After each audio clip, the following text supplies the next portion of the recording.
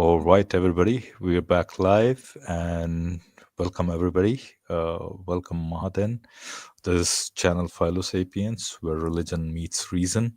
And today we have a topic that was suggested by Mahaden, and it is on woke topic basically, and it's regarding, as probably you have read the the title itself.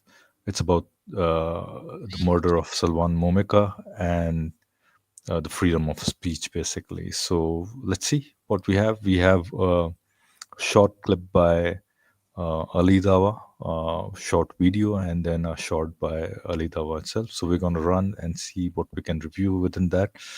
And Mahadan, I'm not quite sure how long we're going to run. So do you think we should probably make the link public for Yeah, anybody to come in and join? But yeah, let's be clear, we are not going to talk to anybody unless until we finish the review, right? yes. What we should do So, is probably release the link in about 10, 15, 20 minutes or something. okay, yeah, yeah. No, I'm thinking just make the link public. Anybody who joins, even somebody who joins, will have them wait in the back studio, right? The only issue So with that that is that you may get sick and tired, you know? They may get sick and tired of waiting even 10, 20 minutes. okay, let's see. So we'll probably make it public in 10 minutes or so, right? Hmm. I think that might be Okay, better, yeah. okay. Let's do that. And shall we run the audio on maybe just 1.25x? We'll run it, right? Okay. Okay, and one more appeal to people who are going to watch it or who are watching us as of now is that support us, guys. You see what's happening, and I think the topic says for speaks for itself. Basically, we are countering something that there are not too many people countering. We are countering the biggest ideological phony of all time in the human existence, right? We criticize religion, and you can understand this is something that not too many people do out of fear, basically. And so we can get as much support as you guys can provide to us by way of, you can support us on Patreon or buy me a coffee or any which way through YouTube, super chats, super, whatever is out there, memberships and all those things.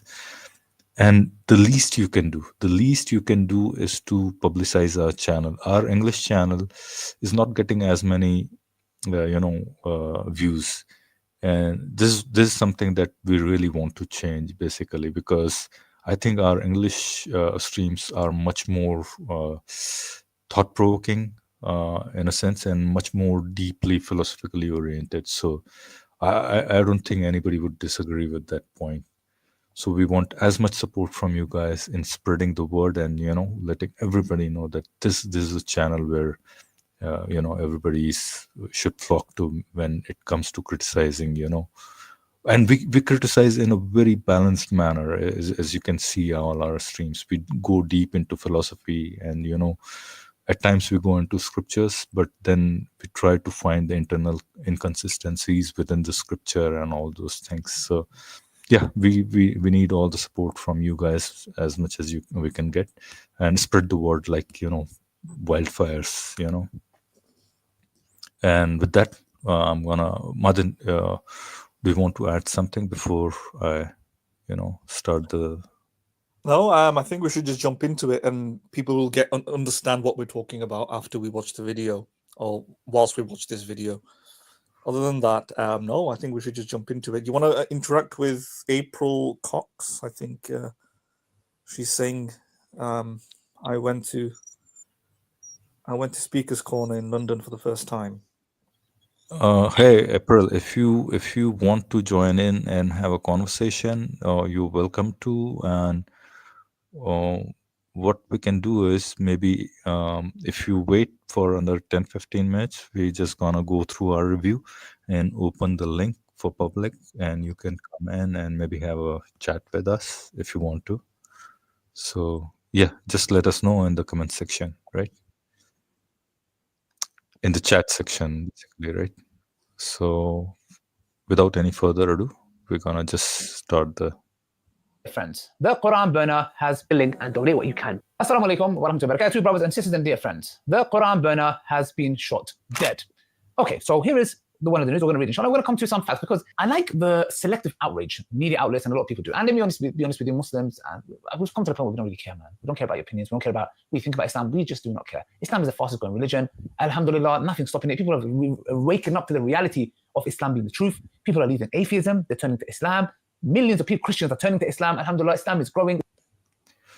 Okay, so Madan, right off the bat, there are few problems with what Ali Dawa was saying. It's the fastest growing religion. Perfectly fine. Maybe I think we all can grant that, but I don't think people are. There are two problems with it. First, it's fastest growing due to the higher birth rates among the Muslims, and even those are declining, even in the deeply Islamic countries like Saudi Arabia, Qatar, you name these countries, the deep hubs of Islam, and they're waking up to this thing that a shorter family is better. Basically, where the birth rates are higher is like should I say third world countries like Pakistan, Bangladesh, and probably some of the African countries, probably, right? So that's one thing, right? Are there people converting to Islam in the West? Yes, probably. Is that a huge number? I'm not quite sure because the statistics are hard to get by. Another problem here with Ali Dawa's statement is that they don't count the number of people who are getting out of Islam, basically, and that's everybody understands why that's a problem, because anybody who leaves Islam cannot publicly go out there and be and openly say that I am out of religion, because they're scared, of course. And there have been numerous studies done in America. They say like almost 25% of the Muslim converts leave religion within 2 to 3 years, or within 1 year, probably even. The number of people who are leaving Islam in subcontinent is very, very high, by the way. In Iran, some say the number has reached to 60%, those who don't believe in religion, right, or who don't practice religion. So yeah, I mean, just these statements have to be taken with a pinch of salt, pretty much, right?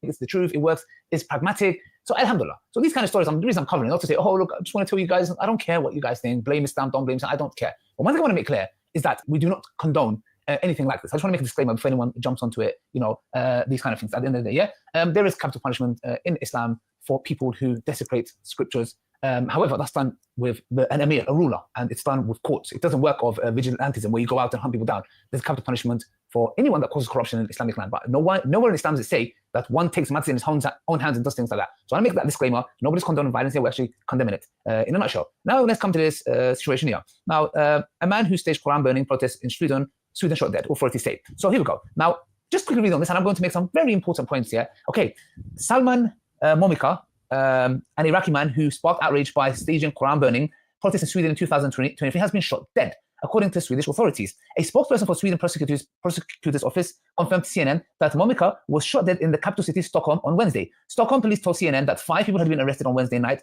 on suspicion of murder. Momika was on Thursday set to be handed a verdict in a trial where he was accused of incitement to racial hatred. Goran Londa, a lawyer for Stockholm's district court, told CNN sentencing has now been postponed. In 2023, Momika told CNN that he had come to Sweden from Iraq in 2018. So just to get an asylum seek, can you imagine selling your religion for the dunya and losing the dunya the hereafter? Just imagine the horrors now. Imagine him, his soul, and the angel of death comes and says, come out to the wrath of your Lord. And from this moment to eternity, you are going to be in the hellfire. He said he had carried that demonstration because he believed the Quran should be banned in the world because of the danger it causes democracy, ethnics, human values, human rights, and women's rights. It just doesn't work in this time and age. Oh my gosh, yes, look who's talking. Yeah. So Swedish authorities had first attempt to prevent Momika from staging protests by denying him a police permit to demonstrate. The decision was later overturned by Stockholm's Court of Appeals, citing freedom of speech. Guys, freedom of speech. The things the Western values, like the French flag, you dare to insult. Like Macron, you dare to insult him, the president, the flag, whatever it is. No freedom of speech there. But the Quran, freedom of speech. You bloody hypocrites. You bloody hypocrites. The whole world could see the hypocrisy you guys did. On an account on X, perpetrating to Monika regularly posted updates on his 2025 trial to more than 230,000 followers. The account has regularly posted anti-Islam sentiments. Earlier this month, the account was asking for donations to go towards a lawyer who was reportedly helping Monika to get asylum in the United States. Oh, just for that asylum, man. A prosecutor will now be in charge of investigating the murder, the Stockholm police said. Security service will be involved in this investigation. By the way, apparently, if I'm not mistaken, what I was told is that this happened when he was streaming or something like that. And like I said before, and I want to give you guys an example. This is not exclusive to Islam. If this was a Muslim who done it, by the way, yeah? Yeah, do you want It's to not just pause it? exclusive to Islam. Any religion like that. Yeah, I think we did let that go on for a while already.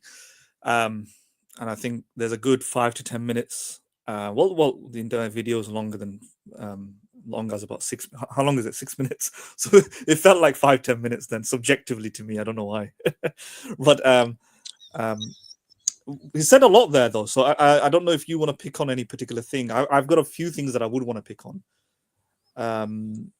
I'll just quickly say off the bat, he's kind of lumping in many different countries and many different nations there, like France with Sweden, right? And he's just kind of making a grand generalization about the freedom of speech policy in each country. For example, France with its, possible double standards when it comes to criticizing burning of the flag, yeah. Yeah, for example. And I think many free speech fundamentalists on the secular side may even agree with that. For example, they may even, for example, if you're like a ardent defender of free speech or free expression and so on, they may be a legal person, a lawyer, a political activist. You may think, for example, France is being somewhat inconsistent in their application of that rule, for example. And French is not being they're not committed to the Enlightenment principles of free expression, treating each ideology, at least in terms of content, neutrally, right? Not necessarily making a judgment about the content, but in a free democratic nation, it should allow for flag burning as it should allow for book burning, let's say, and if you're going to have a principle which says that for example, certain sacred icons should not be burned, then maybe you should apply it across the board and for it to be neutral.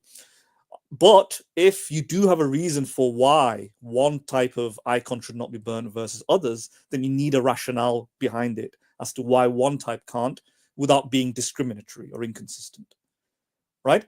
And where Exactly, free speech thinkers can, for example, rightfully rebuke, hold France or the French courts.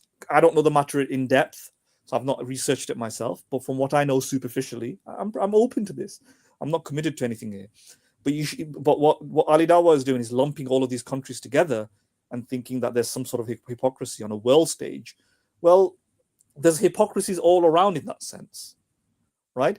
There's hypocrisies all around that sense. I mean, every country will have another country. I mean, an Islamic country may have, for example, laws that adhere more closely to your ideal, Ali Dawah's ideals, and then another country might not.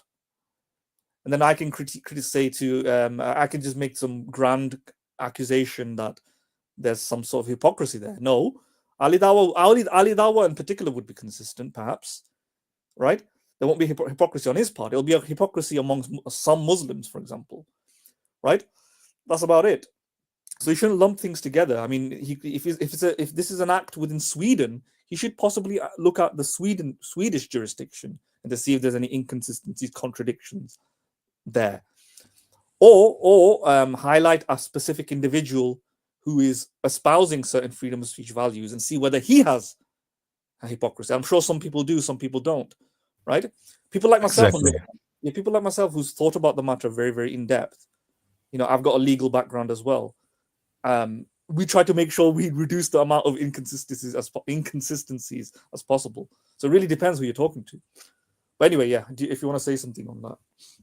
No, I totally agree. I think he's lumping a lot of different countries, and the first thing first he should talk about is Sweden, where this thing occurred basically, and whether they are consistent within themselves or not. And you'll always find people around the globe, pretty much in every country, every society, who are gonna have this what do you call the double standard kind of a thing, where they'll say something, freedom of speech.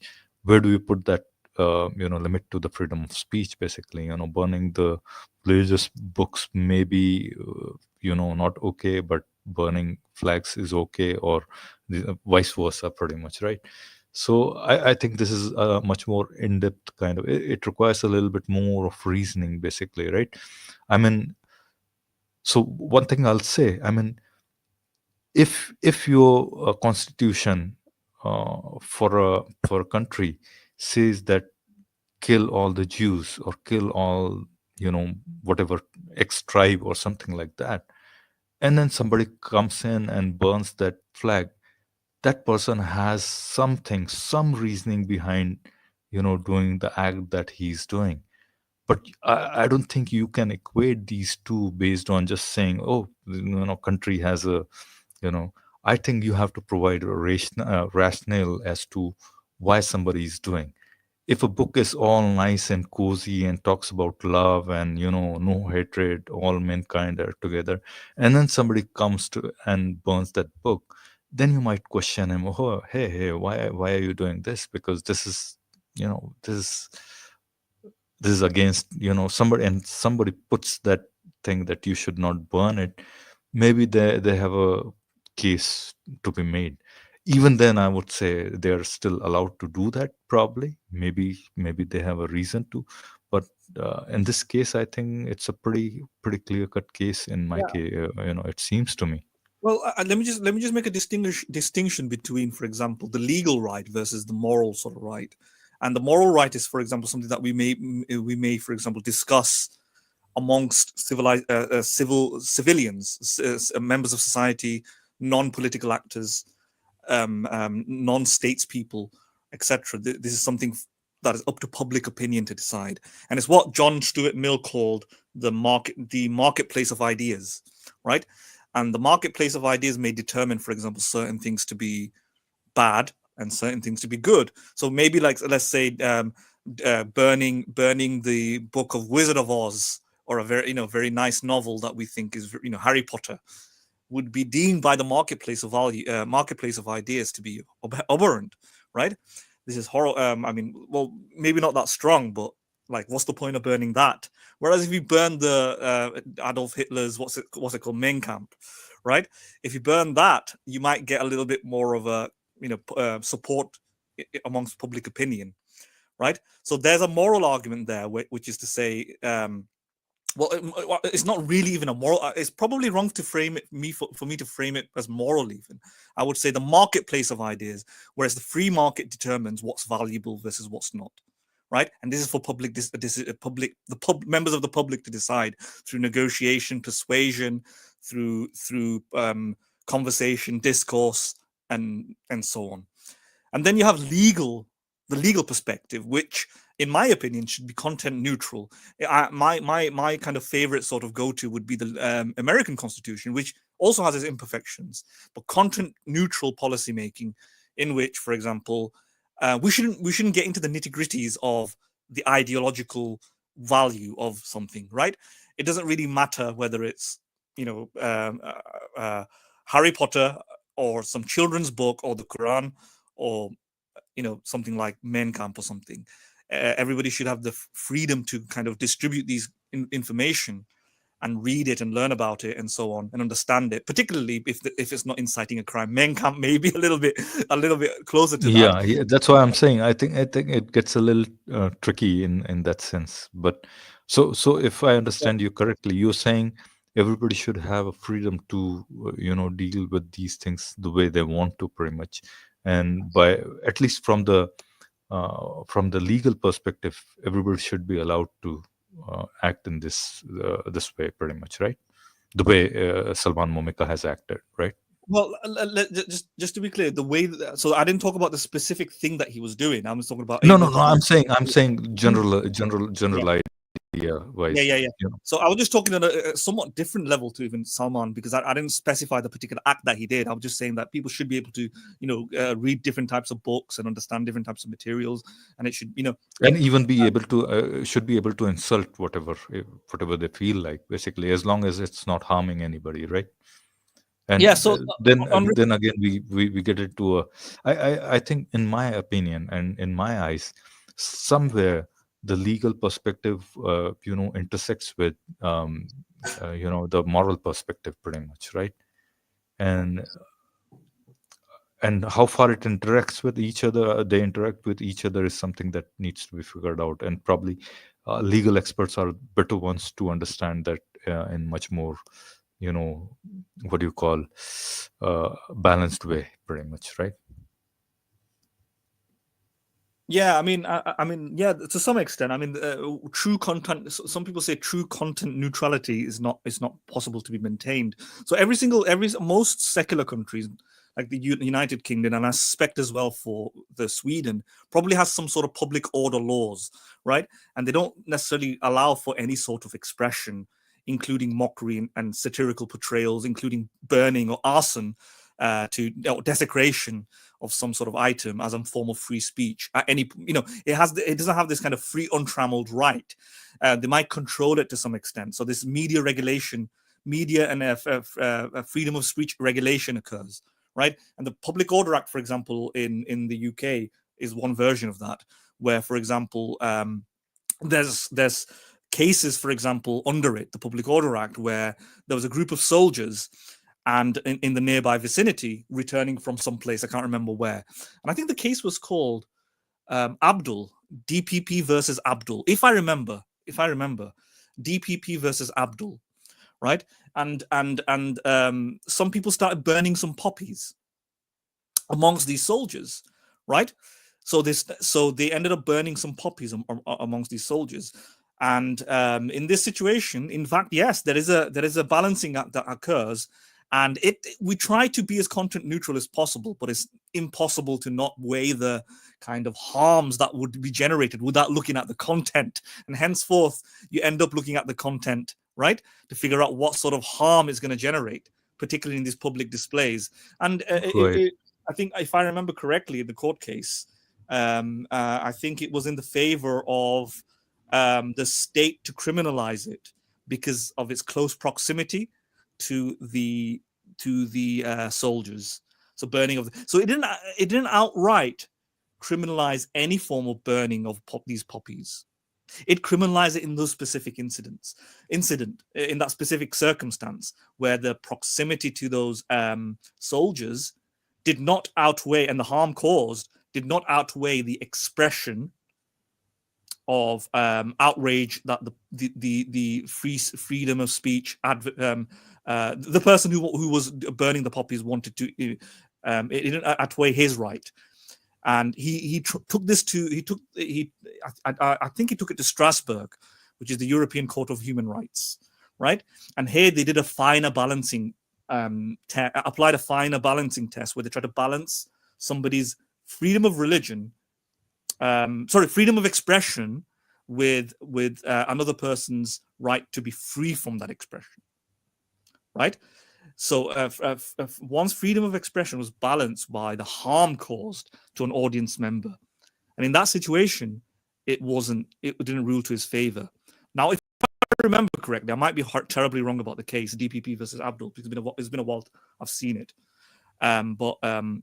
so we do these kind of balancing acts. So not everybody has a right to just burn anything at any point and any amount. It's very, very sensitive to the facts. How far you are away from the person, how much of a devastating effect you're having.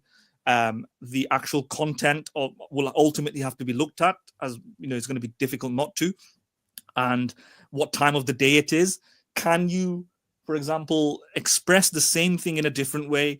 Can you, for example, express the same thing in a different situation, a different time, right? But I don't think there's any unequivocal kind of law preventing. Yeah. There's no set. Yeah, there's no set Yes. procedure that one can follow and be, be tagged as. Yeah, I totally agree. And the reason being, it's so sensitive thing. And I think I agree with your earlier point that there's it's almost impossible to have a neutral content neutral kind of stance on this, pretty much, right? Yeah, we do our best. We do our best. Yeah, I think, yeah, Sweden, I think totally. Sweden was doing something right in the sense that they were going through the court process to approve of the act, which is very good, actually. I think it does kind of create like a massive delay for people expressing themselves, wanting to express themselves, because they get arrested, they have to get arrested or detained first. I don't know how the process works there, and then they have to fight for their, I think, the constitutional right. And there will probably be a human right aspect to that as well, because Sweden is also signatory to the European Convention of Human Rights, and I Right, don't know how they've incorporated it into their domestic legislation, but I'm pretty sure they have to do a balancing act as well, right? So in that sense, it's a very good thing. It's a case by case thing, right? Where we try to determine these things, whether we should allow the burning of something, because although you have the freedom to express something, right, other people have the freedom as well to be able to stop or deny it, right, or move away from it. And what I would say, that public situations are very much more controversial, because they involve public displays of things that could involve a form of like in the American jurisdiction, they call it captive audience doctrine, right? You're a captive audience. For example, imagine what a captive audience is. Imagine you're in a classroom, and then your school teacher just pulls out a sexual adult toy, right?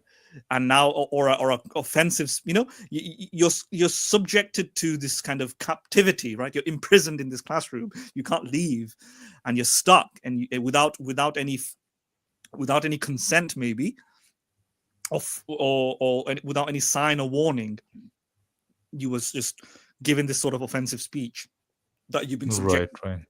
And some people extend that captive audience doctrine to, for example, even stuff like signs on the street. Like if you have to go down a road every day, then if there's a poster on the street, yeah, let's say an advertisement that you find offensive, then you're somewhat a captive audience, particularly if there's traffic, right?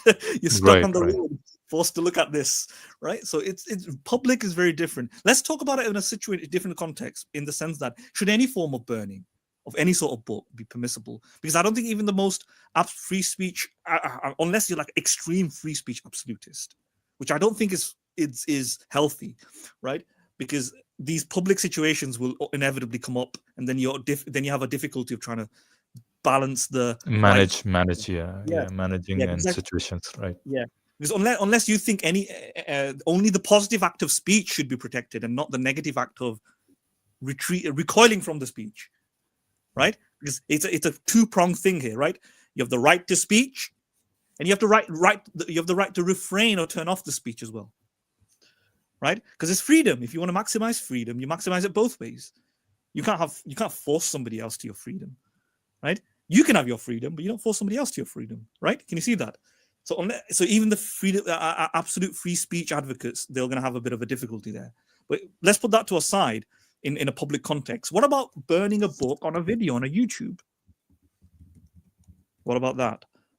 And I think it's different there, because, in my view, put the legal shenanigans away in for a minute, philosophically and morally.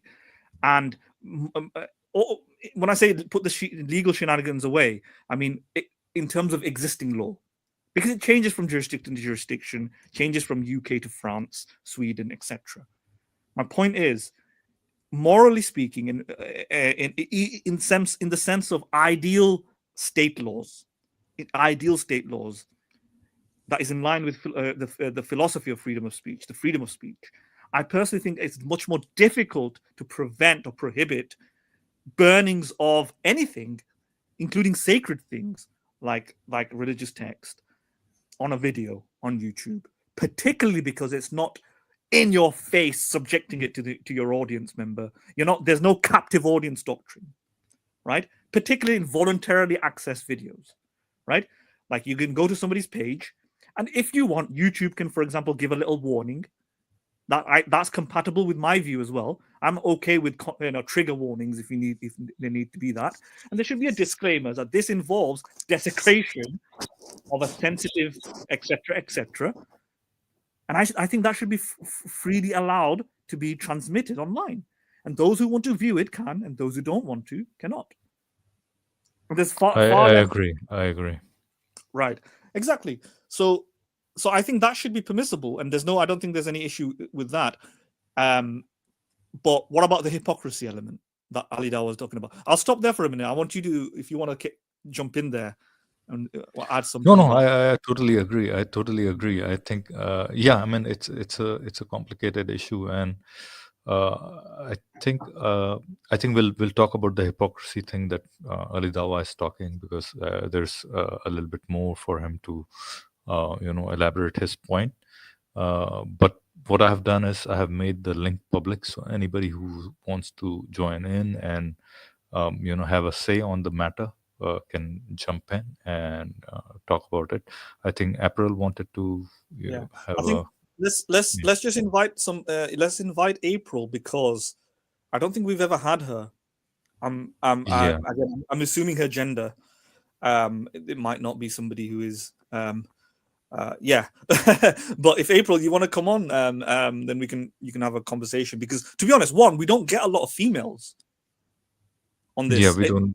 It tends to be heavily male dominated, right? And two, we've not had April at all ever. We've had Islamic Sword, for example, and we've had quite, let's just put it kindly, not the greatest conversations with him. Islamic Sword. I think you know that yourself, Islamic Sword.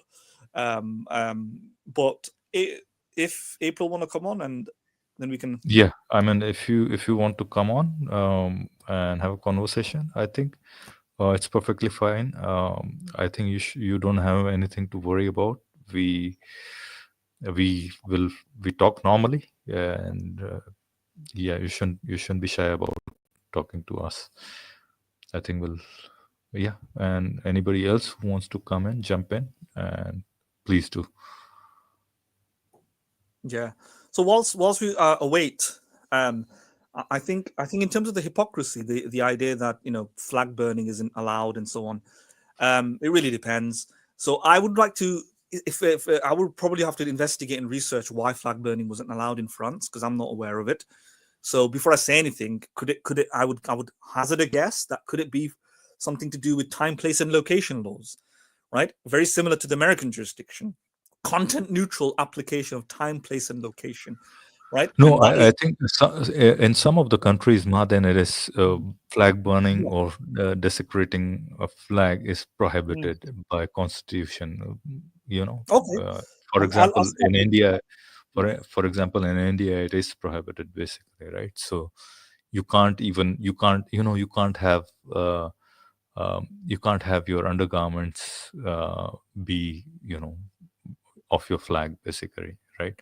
Or you can't trample a flag or something like that. So it is there in some of the countries, and yeah, I think and my take, and I could be wrong about it basically, and I think this is taking nationalism to the same heights as religions, right? And in my eyes, it doesn't make any sense for constitution to be so rigid to be not allowed desecrating flags basically. And I would seriously question people who are doing desecrating flags.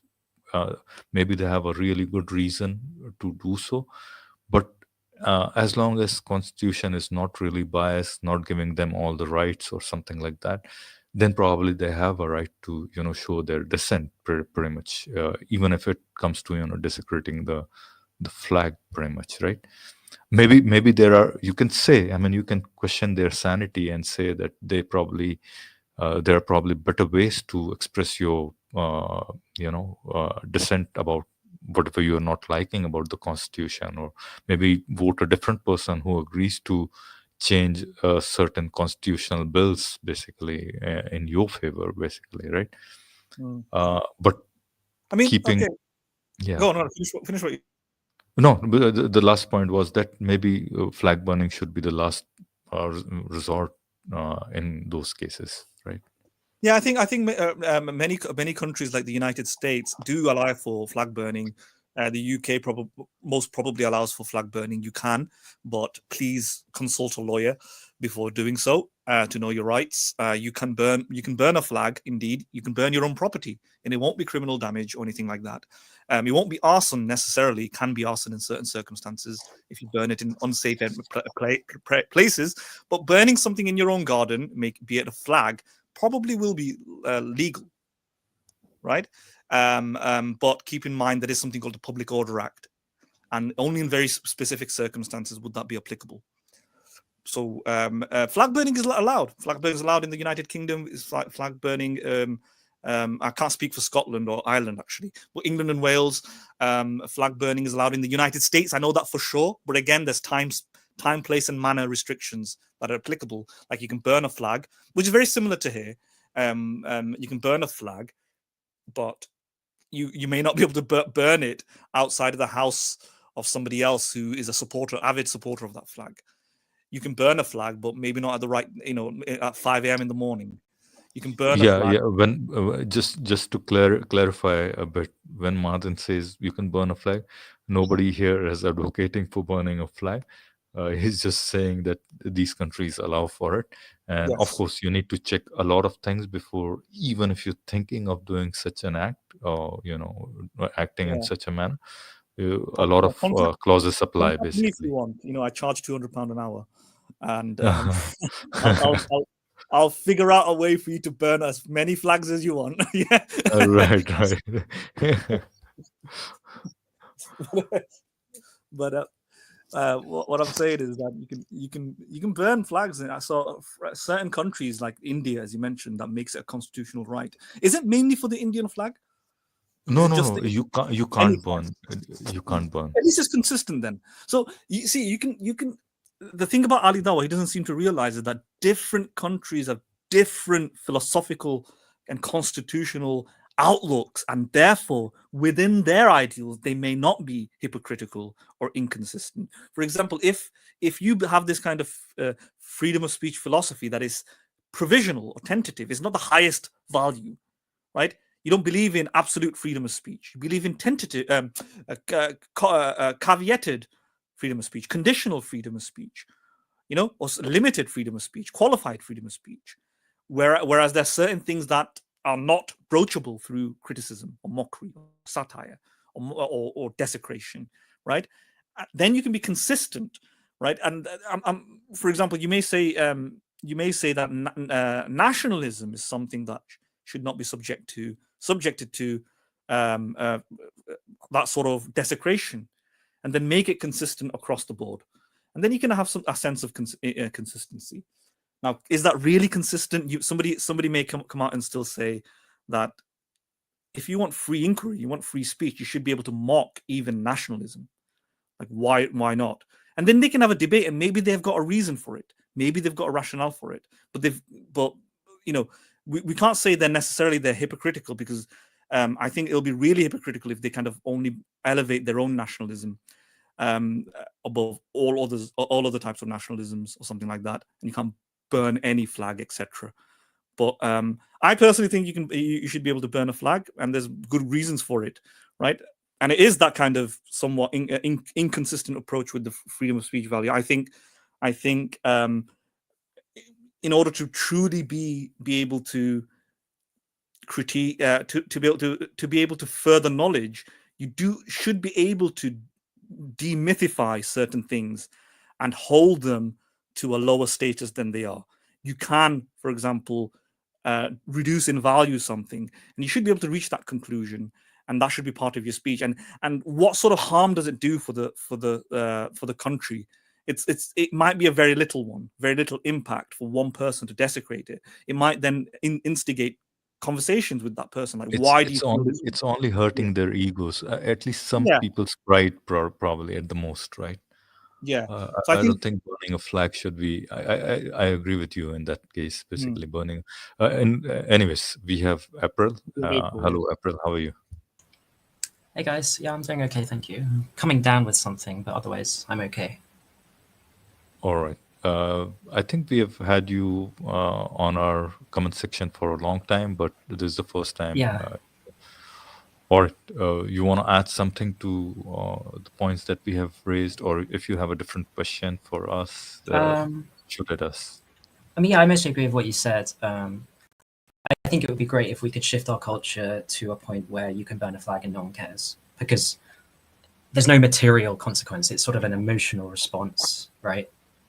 Like, it's not causing physical harm to anyone, unless you consider emotional distress physical harm, which is, I guess, debatable. But it's Ali Darwa's point that we don't have absolute freedom of speech in most countries. Therefore, us having an issue with the response from Muslims when someone burns a Quran is hypocritical. Is that his point, that we can only be reasonably outraged by it if we are free speech absolutists with no limitations?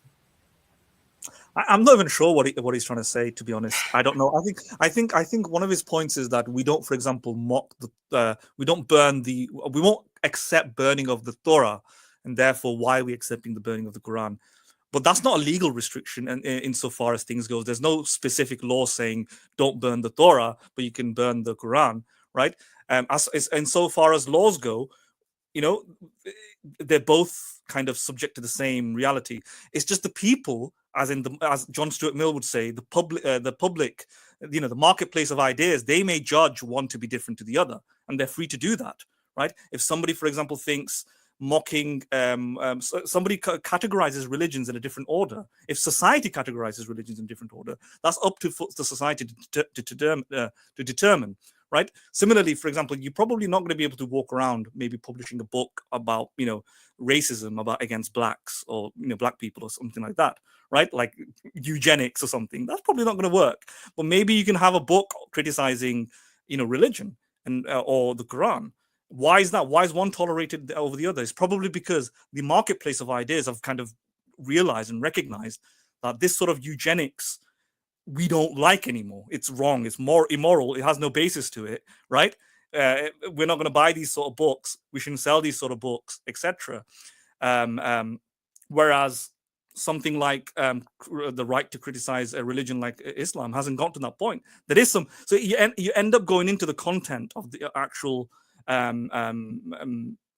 the books themselves to determine what's right and wrong. What's good and bad. And that's why we might kind of look down upon people who might burn certain books and not look down upon people because we agree with that person's views. Possibly somebody may agree with the view that, for example, the Quran should be rightfully burnt because it's very, very XYZ. I think the public has a right to make that determination. That's it. I genuinely don't know this. Does Sharia allow the desecration of other religious texts, like Bibles and Qurans and things? Not Qurans, sorry, like Torahs. I think it does. Bilal, you know better than I do. I think the desecration of polytheistic idols were. Yeah, of course. Yeah. So you can't have. It does. So they're hypocritical. They're hypocritical then, right? Yeah, exactly. But what they would say, they don't hold a free speech as a value in the first place. Like we hold free speech as a value. Hence, they'll hold the consistency card. Basically, they'll say that we do that because it is written in our book and it is from God, and that's why we do it. But we are consistent basically because we are not talking about free speech. We are talking about Sharia, which has restrictions for everybody, and it's not giving absolute freedom, basically.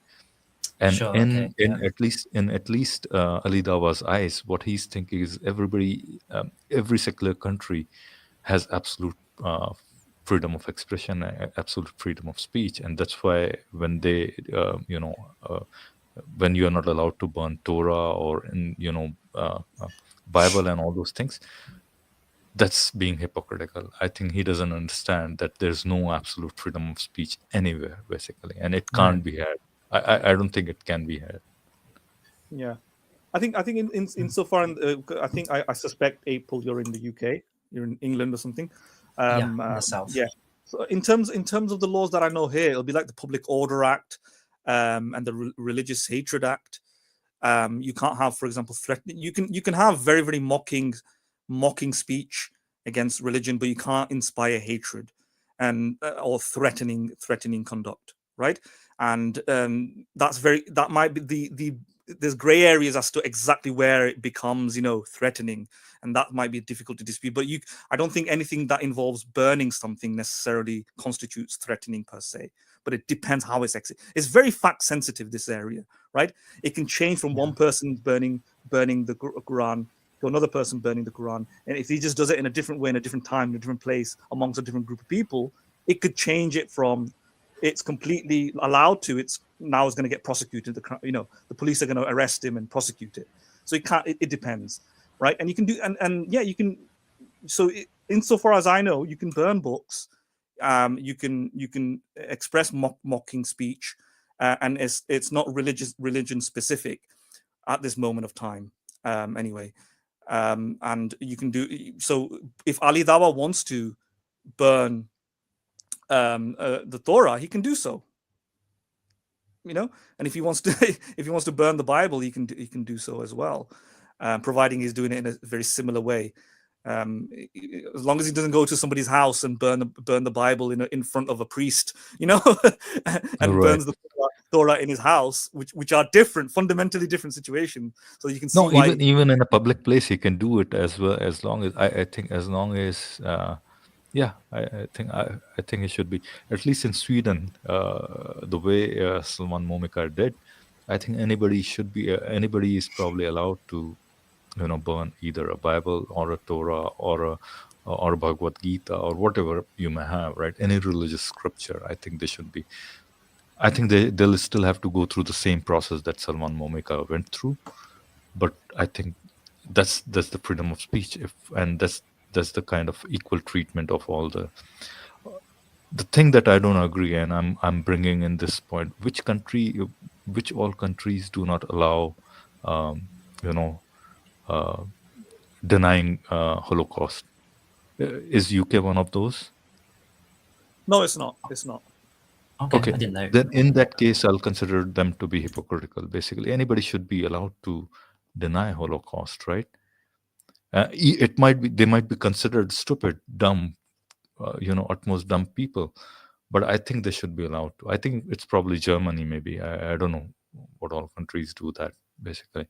And that's one of the things. I totally agree that it's a sensitive issue, right? And that's a tragedy that has taken in reality and all those things, and you can bring in all those arguments against it. But I think most of these guys, the Dawa guys, point to that case. Basically, you can't deny Holocaust. There's no absolute freedom of speech, and nobody's saying that there has to be an absolute freedom of speech. But I think that case, somebody might say it's borderline hypocritical, pretty much. So yeah, yeah. I mean, I don't think the UK doesn't have Holocaust denial or any sort of historical fact denial. I don't think it does anyway. As far as I know, there's nothing like that. You can deny the existence of Henry VIII. You can you can say, for example, you can misquote facts about World War One. You can think Churchill was not a very good guy, or misrepresent him. You can, particularly in an online space, but the UK has certain laws like the Malicious Communications Act, Public Order Act, as I've already mentioned, Religious Hatred Act, and there's some other places which don't really specify that you can't talk about these things. But if you read the legislation itself, there is a creeping sense of freedom of speech expansion, that freedom of there's a creeping freedom curbing sentiment behind it, where there's a chilling effect on speech, and the police have used it against people that they don't, views that they don't really like online, and there's a lot of controversy surrounding that. And maybe if the police want, for example, if somebody expressing something about Churchill, as long as it fits that sort of rubric of the Public Order Act or the Malicious Communications Act, which is kind of, if you read it, it's kind of loosely written, the legislation, like the wordings in it. It's like threatening or abusive speech that can cause distress, alarm, or harassment, stuff like that, right? So within sight of a person, either or the public, threatening or abusive. What is abusive? It's a very open-ended, open-textured term, right?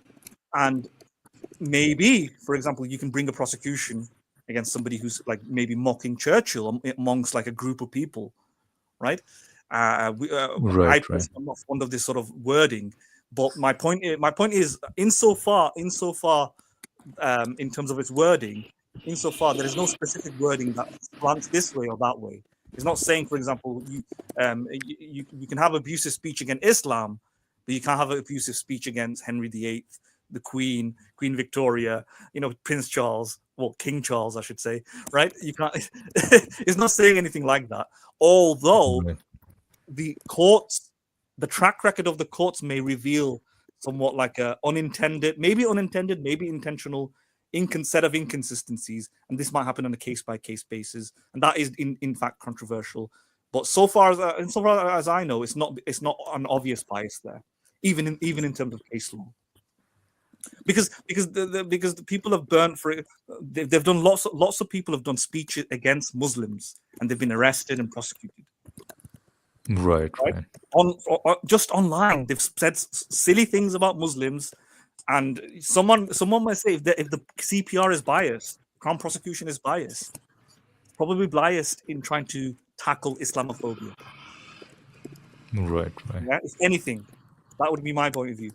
But anyway, we've got another guest here. We've got agnostic. Yeah, atheist. we have DS, and it says agnostic atheist. All right, DS, what do you have?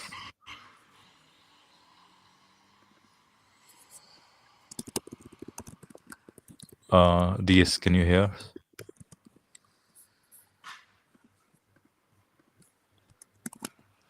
Hello, DS. I think all I can hear is typing sound, but then other than that, I don't think he can hear us. He or she. All right, DS. DS1, DS2, DS3. I'm gonna remove you. I don't know. Well, leave him there. See if he comes on later. If you remove him, then he may not. I'll mute his mic, his Yeah. or her mic, right? Yeah. I don't know what the All issue right, is. April, do you want to add anything to what we have said, or do you have any other question in mind? I'm assuming you're also where do you put in your worldview spectrum, basically? Sorry, can you repeat that question? Where do you put yourself in your worldview spectrum, basically? Are you an atheist, agnostic, or a theist, or?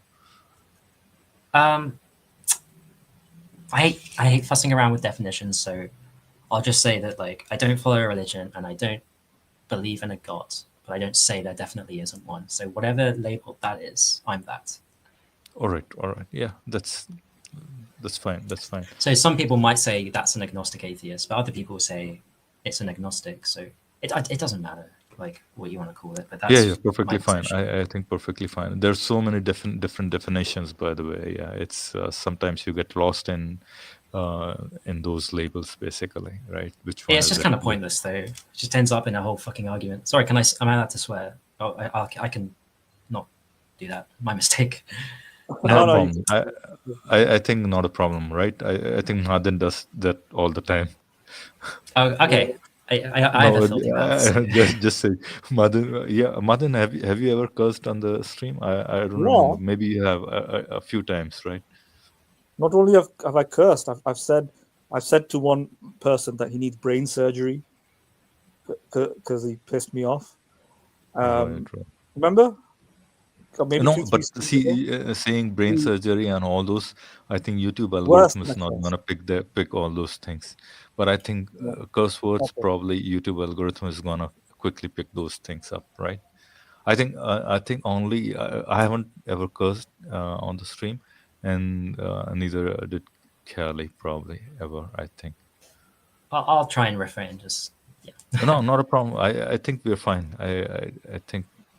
I don't think YouTube, restricts anybody to, our streams are, anyways, 18 plus maybe. I don't know what we put in there basically, so that should be fine. I think. Is your channel monetized? Our channel is monetized, yeah, but I mean, it's I think, what can I say? Yeah, it hardly gets any views, basically. That's why I made an appeal, basically, because we need somebody, we need support, basically. We need more viewership. We don't have that as of now.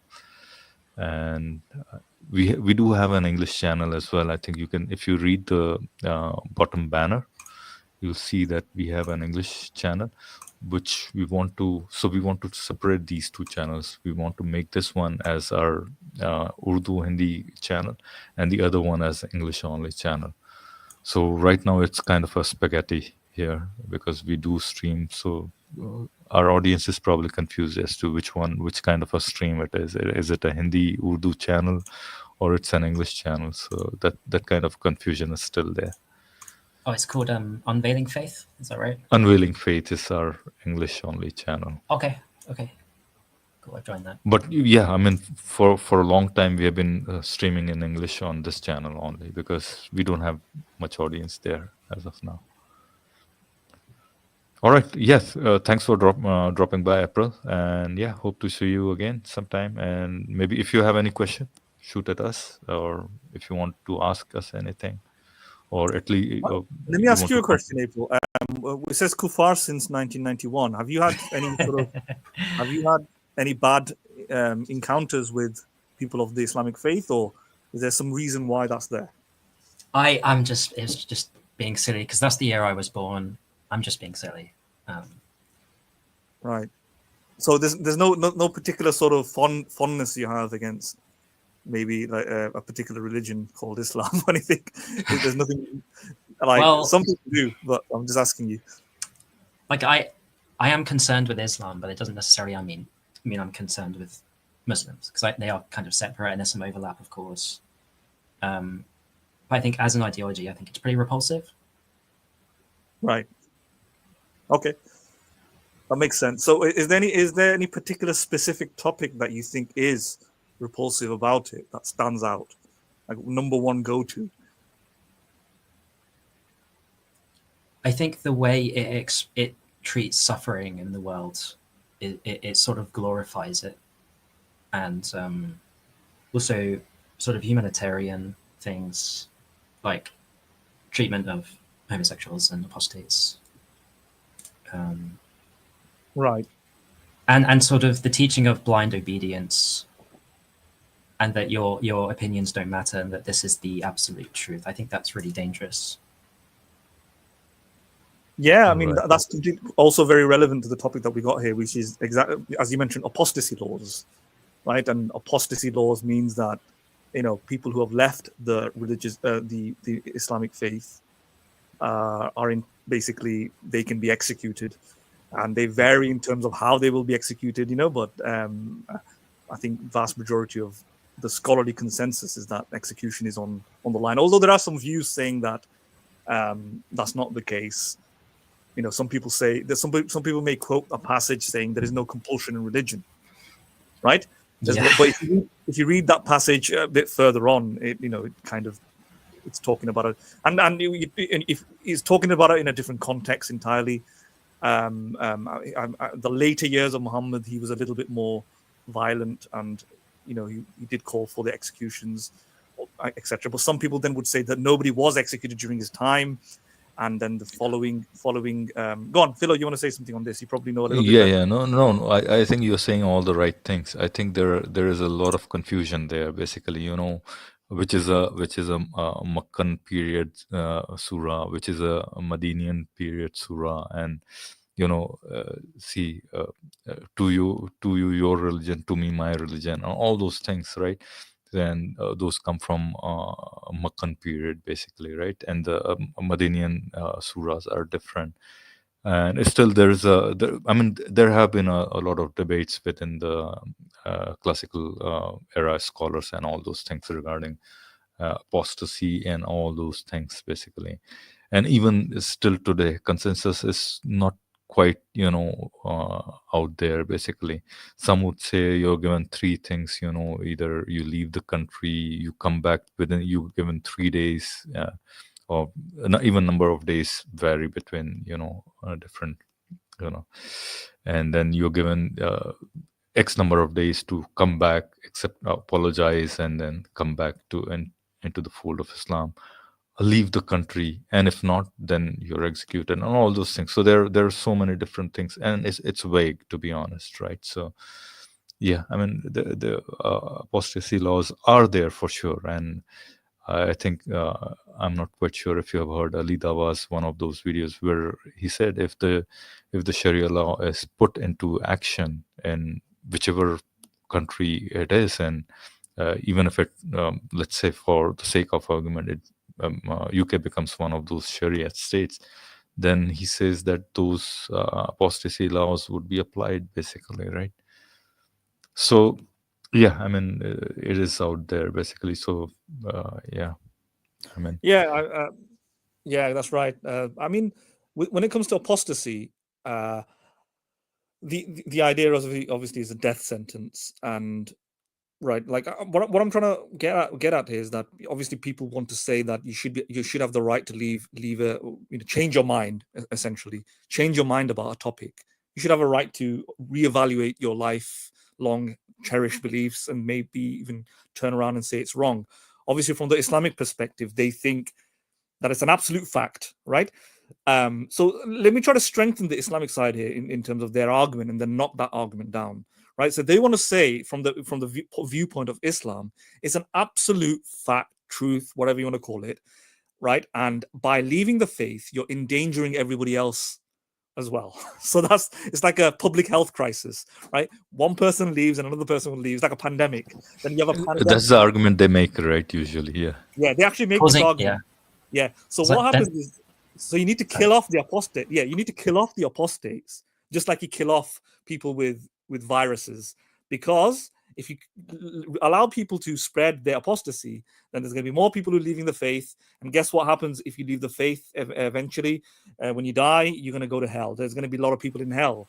So in order to stop that, in order to cure that, just like pandemic health, like where we had like COVID-19 and you had restrictions. You need restrictions, and one of those restrictions is killing off the apostate, right? So that's their argument because they see it from the framework, the prism of absolute truth. April, you want to say anything? Yeah, Martin, they don't even go to going to hell for all those people. Their argument begins with they'll spread fitna, or they'll spread chaos in this world. They don't even go to the hell part, basically. I think April wanted to say something. Just quick. So Muslims always tell me when I bring this up, they consider it treason, and then they go, "Well, are you okay with treason? What happens when you commit treason in your native country? Like leaving your religion and treason. Like, are they really the same thing?"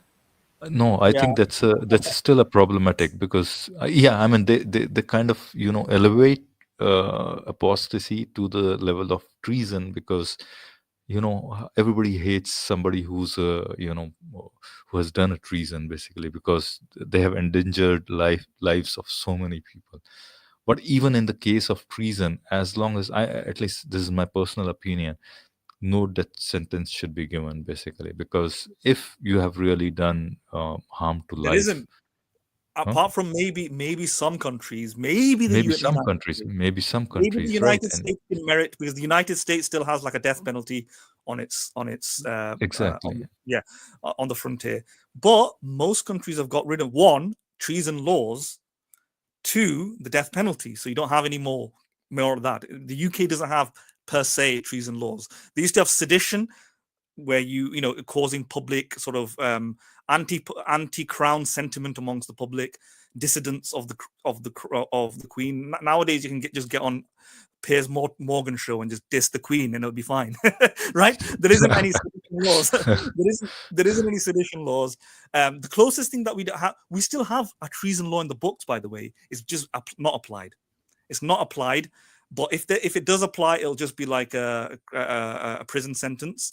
But the other one that is like masquerading as a treason law, the closest to it is probably like the Terrorism Act. It's probably like the what else? The Prevent, Prevent, which is also related to terrorism, right? So if you glorify, incite, or engage with certain groups, you could probably get a prison sentence, right? You might be sent off to this center to rehabilitate yourself, by reprogramming your brain because you've been, reading too much of, ISIS material or something. That's the closest thing it comes to a sort of treasonous behavior, right? You could say, but all of those things are very different, I would still say, from somebody leaving their faith, right? Keep in mind what treason is siding with the enemy or something like that, or joining forces with the enemy, right? Right.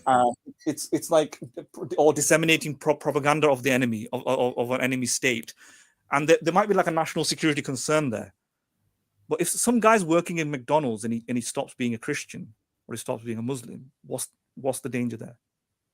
Is that's No, what that's why they make this argument that but it's not, as long as not you how do it is. that in your Yeah. personal space, you're fine. But as soon as you start propagating it, or even coming out in public, that's then crossing the line, and you're going on the lines of treason, basically.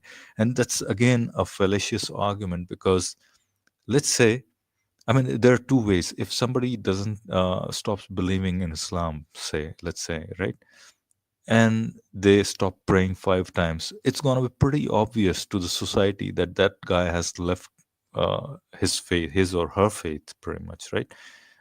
And they'll come to know about it.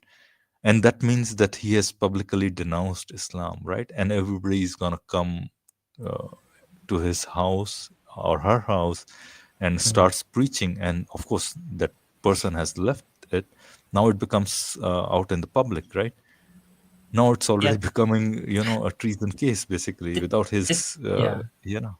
Do they expect these apostates to basically pretend, like continue Yeah, and pretending to be a Muslim, like go to the mosque, go and pray, eat halal? Do they expect them to just pretend? Like, how's that? Yeah, there's if you haven't watched, I think we did talk about this video of have you heard of Muslim Lantern?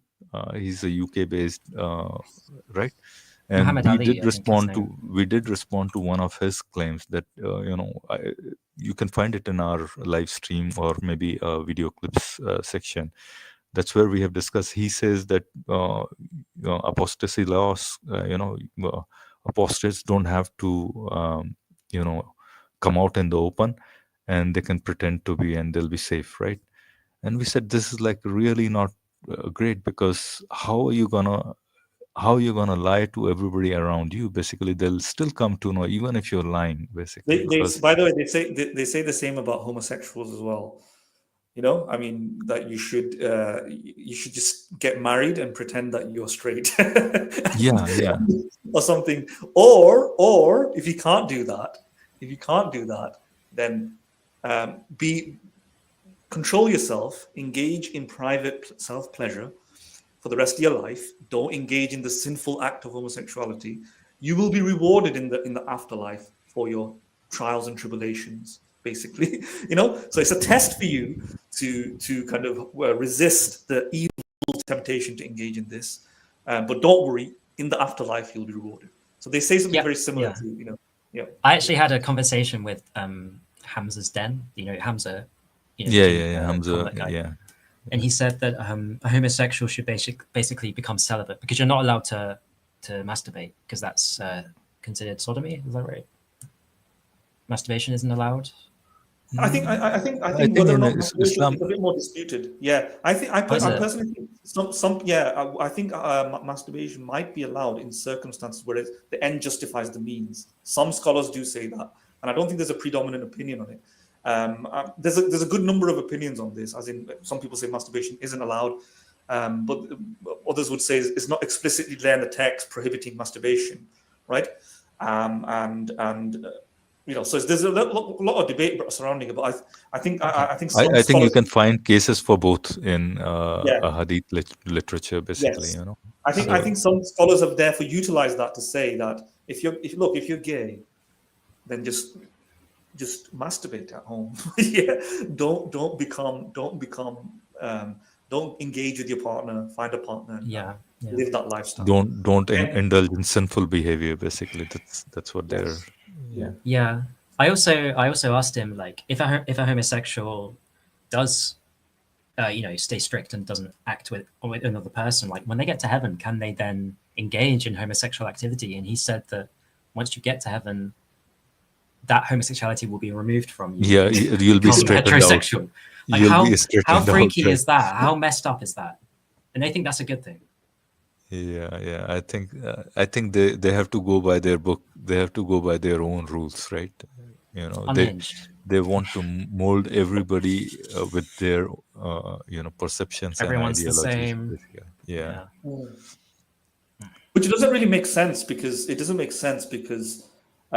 there's nothing inherently about homosexuality, even for Muslims, that they can identify as it being wrong. This is why they compare it so much to incest, right? They can't identify a particular harm about homosexuality itself, and they say it's just intuitions why it's wrong. Would you accept incest? And you can't explain why incest is wrong. Therefore, we can't explain why homosexuality is wrong. But if that's the case, what's causing homosexuality and incest to be wrong in the eyes of Muslims? It's nothing to do with harm, nothing to do with consequences. It's just God doesn't like it, right? Or something like that, which doesn't make sense. Therefore, if you're in heaven, why couldn't God just like it in that situation now, right? Why, So the idea that when you go to heaven, you'll be rid of the disease of as they put it, the disease of homosexuality. But it's not a disease, though, is it? Like, because you yourself don't think it's based, and you're not assessing what's harmful about it. You're assessing it just based on God doesn't like it. Is it universally the case that God just doesn't like homosexuality for no reason at all? Not even God doesn't like it. It's your own personal feelings, probably more so than, and it's been codified in some 1400 years back or so. Because some desert Bedouins didn't like it, probably, No, obviously that's what we know about. That's what we know. But what I'm trying to say is what they think, for example, in their kind of moral philosophy. In their moral philosophy, they're not looking at why homosexuality is wrong. It's based on harm analysis. In fact, they probably say this, right? They probably say that we can't show you why homosexuality is wrong. Like they may have a go, but all the arguments have fallen apart. They may talk about like STDs, or they might talk about something like they've all fallen apart. And I think we have talked about that, Hadin, maybe or not. I think we did talk about this in our long time back. I think in our what stream was that? Circumcision, probably. I think we did talk about all these things as well. Maybe I'm not remembering it correctly, but yes. And guess what? Some schools of moral philosophy, like divine command theory within Islam, do view, for example, morality to be merely the arbitrary command of a God, meaning there is nothing about morality that's right or wrong in and of itself. It's just God arbitrarily determines what's right and wrong. In which case, it's just arbitrary. It's just an arbitrary fact about what God has preferred, that he just doesn't like homosexuality, which means if you die and go to heaven, it could have just be the case. It could be the case that he just goes, wait, I think I like homosexuality now. And it'll just be the case that it's right now. Or maybe he makes incest okay because he did once, basically, right? And perfectly fine then. Yeah. So isn't that referred to as the Euthyphro dilemma about God's morality? Yes. Yeah, I've never heard a good refutation to that from anyone, even a Christian or anyone. Yeah, you can't. I don't think you can refute that. I think the last say on that. Yeah, the last say on that in the philosophical community is that it can't be refuted. It's just a logical dichotomy. It's one thing or another thing. It's either arbitrary or it's independent of God, morality. And you can't really evade that. And these debates have been going on within the Islamic community for a long time as well, since the 7th, 8th, 9th, 10th century. And there are Muslims out there who don't want to say, for example, there is something independent about morality that even God has to kind of understand and adhere to. God is the supreme lawmaker, but if God is the supreme lawmaker, we have to bite the bullet and say, therefore, morality is merely the arbitrary dictates of God. In which case, the reason why shooting somebody in the head is wrong is not because it harms somebody and it takes away their life and you kind of deprive them of their life and it hurts them a lot, it hurts their parents, etc. It's just wrong because God doesn't like it. It could have been the case that God could have liked it and it would have been right. So that's the arbitrary element of that sort of morality. Yeah. Yeah, like I have heard Muslims try and make a harm case against homosexuality, and all they can really focus on is the act of like anal sex. Like, oh, it's not designed for that, oh, it causes damage. Or they'll go to like the nuclear family is the best family, and they might try and quote some statistics to back that up. But Yeah, all those answers that they provide don't really work basically, and they fail pretty much. And no, they do, because go on. yeah, and one of the arguments that you can say, if God really doesn't like it, basically, then why is it so prevalent in animal kingdom altogether? Basically, yeah, that's another argument, basically, because almost most of the animals do indulge in these kind of behaviors, pretty much, be it incest or be it homosexual behavior. I know, So but I don't think you should put it in the. You should. I don't think anybody in these sort of debates about defending homosexuality should never use that sort of argument from animals, simply because. No, I'm saying God doesn't like it. If your argument is, if you're saying because God doesn't like it, then this, right? Yeah, but If you put forth it in such a way, then yeah, I mean, because that's applicable to everything else as well, right? Because God prohibits rape. Let's in many. Oh, God, let's look. God prohibits murder, but animals no. murder. The reason Madin being over here, humans can say they'll be judged for their actions, but there is no such heaven or hell for animals, right? And they Then don't why even do have they free enjoy will, it? do they? So they don't have, in a sense, they won't be judged for their actions. Then why it is over there? For humans, you can say they'll be judged for their actions, and that's why these goods and bads are there, right? At least that's my argument. Maybe it doesn't go through. Yeah, Maybe but it can you does. see what I'm I saying? don't know. Let's say my point is you refute the wrongness that perceive about homosexuality by simply pointing to animals, simply because we also, for example, hold there's a wrongness behind rape. Madan, There's a your voice is breaking. Yeah, wrongness me too. Madan, Oh, can dear. you hear us? behind Your voice is breaking. No, you hear me? I can't hear anything from you. Might need to reset that router. Can you hear me? Madan, I can hear you barely. Maybe, in patches probably. Can you say something? Nope, not as of now. I can't hear you.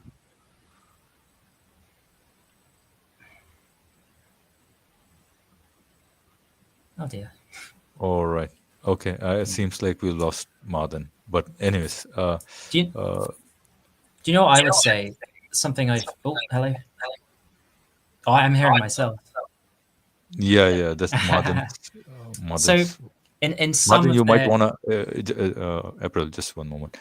Madan, you might want to drop out and then join back in. No, Let's I see if think. that- Can you hear me? Can you hear me? yes. now, I think yes, so. yes. Right. No, my internet went for a moment. I don't know why. But what were you saying? I think you said something about animals. I'm just saying the animal argument, the rightness or wrongness, or whatever you want to call it, for homosexuals is not dependent upon what animals do, right? And precisely because there's clearly plenty of things that we agree that are wrong that animals do, there were plenty of things that are possibly right that animals do as well, right? And for example, we would probably agree with Muslims that murdering somebody outside of the conditions they think is acceptable. For example, apostasy, obviously, we disagree with, but general murder, going up to somebody just randomly without, is wrong, right? But then we won't. I don't think it's a good enough objection to turn around and go, well, if it's really wrong, why do you let animals do it, right?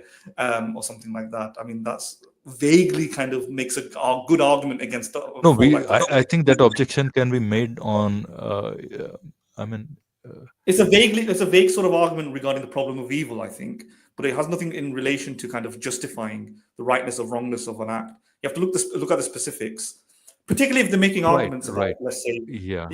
particularly if they're making arguments about family structure or STDs, just attack that argument. Don't talk about animals, right? Because yeah. yeah, I think there's yeah. only one instance where you could make that comparison, and it's if a Muslim says homosexuality is unnatural, because then if we can Absolutely. look at nature Yes. and see it's Yes. there, then we can claim it's natural. And I've seen people do that, but then the Muslims go, well, animals all eat and kill each other, so why are we comparing ourselves? Which is just kind of, is it shifting the goalposts, or it's failing to see the point of the comparison, because we're talking about Yes. natural. Yeah. Yeah.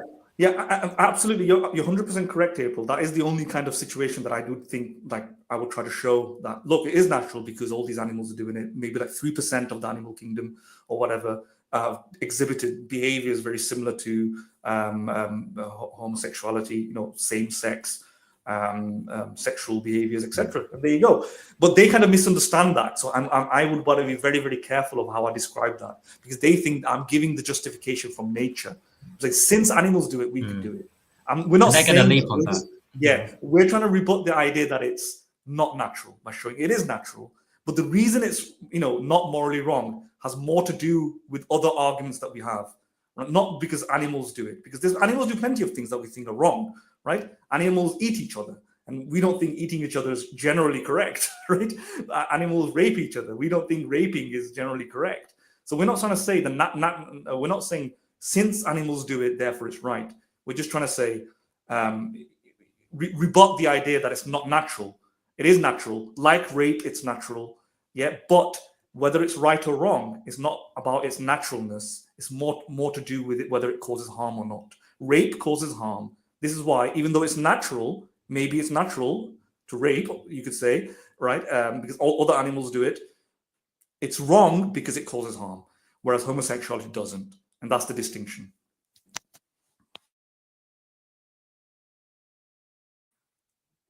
Hello?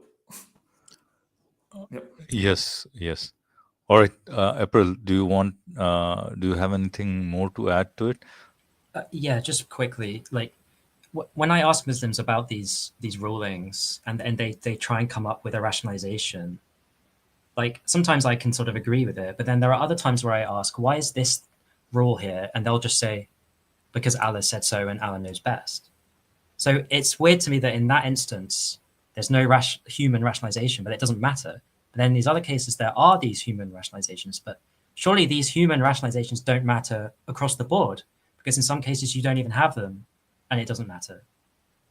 And we're just dumb humans who don't know anything. So why do they even feel the need to go, homosexuality is bad because of these, it causes harm, blah, blah, blah. But like, that doesn't matter, surely, because it's just what God said. That should be the answer for everything. Yeah, and I know what you mean exactly. And I think with that is that they try their best to identify a visible harm, right? That might be consistent with it. So it is true that our God determines what's right or wrong, and it just, you know, but some of them would say at the same time that God's reasons for something being right and wrong is multifaceted, right? Sometimes it might be due to harm analysis, sometimes it might not be, right? And what they would say is that for some things, God actually spells out in the Quran that X, Y, Z is wrong because it causes this sort of harm in the world, right? For other stuff, he doesn't specify it, right? And whilst other stuff like homosexuality, I think he doesn't really go into the depth of it. He doesn't really explain it. I don't think in the Quran or the Hadiths he explains exactly what sort of worldly harms it produces, right? I think this is the story of Lut, right, Philo? And the story of Lut is, that there's a lot of sexual, acts happening, rape as well. And he just calls it like a filthy behavior. This is wrong. It's not becoming of a human being even. And there's another thing that he calls some sort of disease of the. There is something I forgot what it's called. It's like an itchiness that can come from homosexuality. So he does, the Quran does talk about that. I forgot what it's called. I think I don't know if you can pull it up. It's got a particular name about it. So he does identify some harms, but the rest of those harms that you hear about, like the nuclear family breaking down, I think these are all conjecture, amongst Muslim, and they may say, for example, these are educated guesses as to what God might have meant. Like if you see a link between two things, you may use your rational mind and go, look, he says homosexuality is wrong, and there's this connection between A and B. It might be wrong because of that reason. Look, it causes a decline of the nuclear family or something like that, which is false, by the way. But I'm just giving it to them for now. And they'll hold on to that. But once you've exhausted those reasons, at the end, it's just God says so. And we can't tell why. There might be some harms. We've got a puny imagination. God has the full knowledge. He's the master. And that's it. Yeah. Was your question regarding these apologists bringing in all these rationale, or Yes. was your question regarding the Islam scriptural? No, it's just in my experience of talking to Muslims. Yeah. So because they always... for these guys, they have to convince others in giving some reasons, because they just can't go out and say, hey, just because God says so, right? Because that's gonna get them in a lot of trouble, basically. Because when you say, they got to sell it because God yeah. says so, Yeah, then everything becomes permissible in a sense. Because if God had said something else, then that thing would have become moral kind of a thing, basically, right? And so they have to kind of rationalize it with the other world, pretty much, who doesn't agree to some of these commandments, pretty much, right? So they have to give a rationale, because if you see West, probably homosexuality has kind of become a more of a, I wouldn't say it's become normal, perfectly normal, but it's going towards that point in the sense. And so they have to counter those kind of arguments with those guys, basically citing these kind of harmful things. Okay, due to these harms, homosexuality has been outlawed in the Quran or in Islam. I guess they have to sort of dress it up, because they're trying to sell they it. have to they're selling a used car, essentially, that's going to break down after a mile. right. Yeah, I mean, All right. most of the arguments that they do launch, they're highly unpersuasive and non-factual. For example, it goes against the nuclear family or something like that. I don't see how, because you can, for example, perfectly have a two-partner children-based family. You can have a mom and a dad in a homosexuality context. And you can have children, for example, you can either adopt, you can have through surrogacy, or you can have your own children, right? From you might be bisexual, for example, you may have children from a different sort of relationship.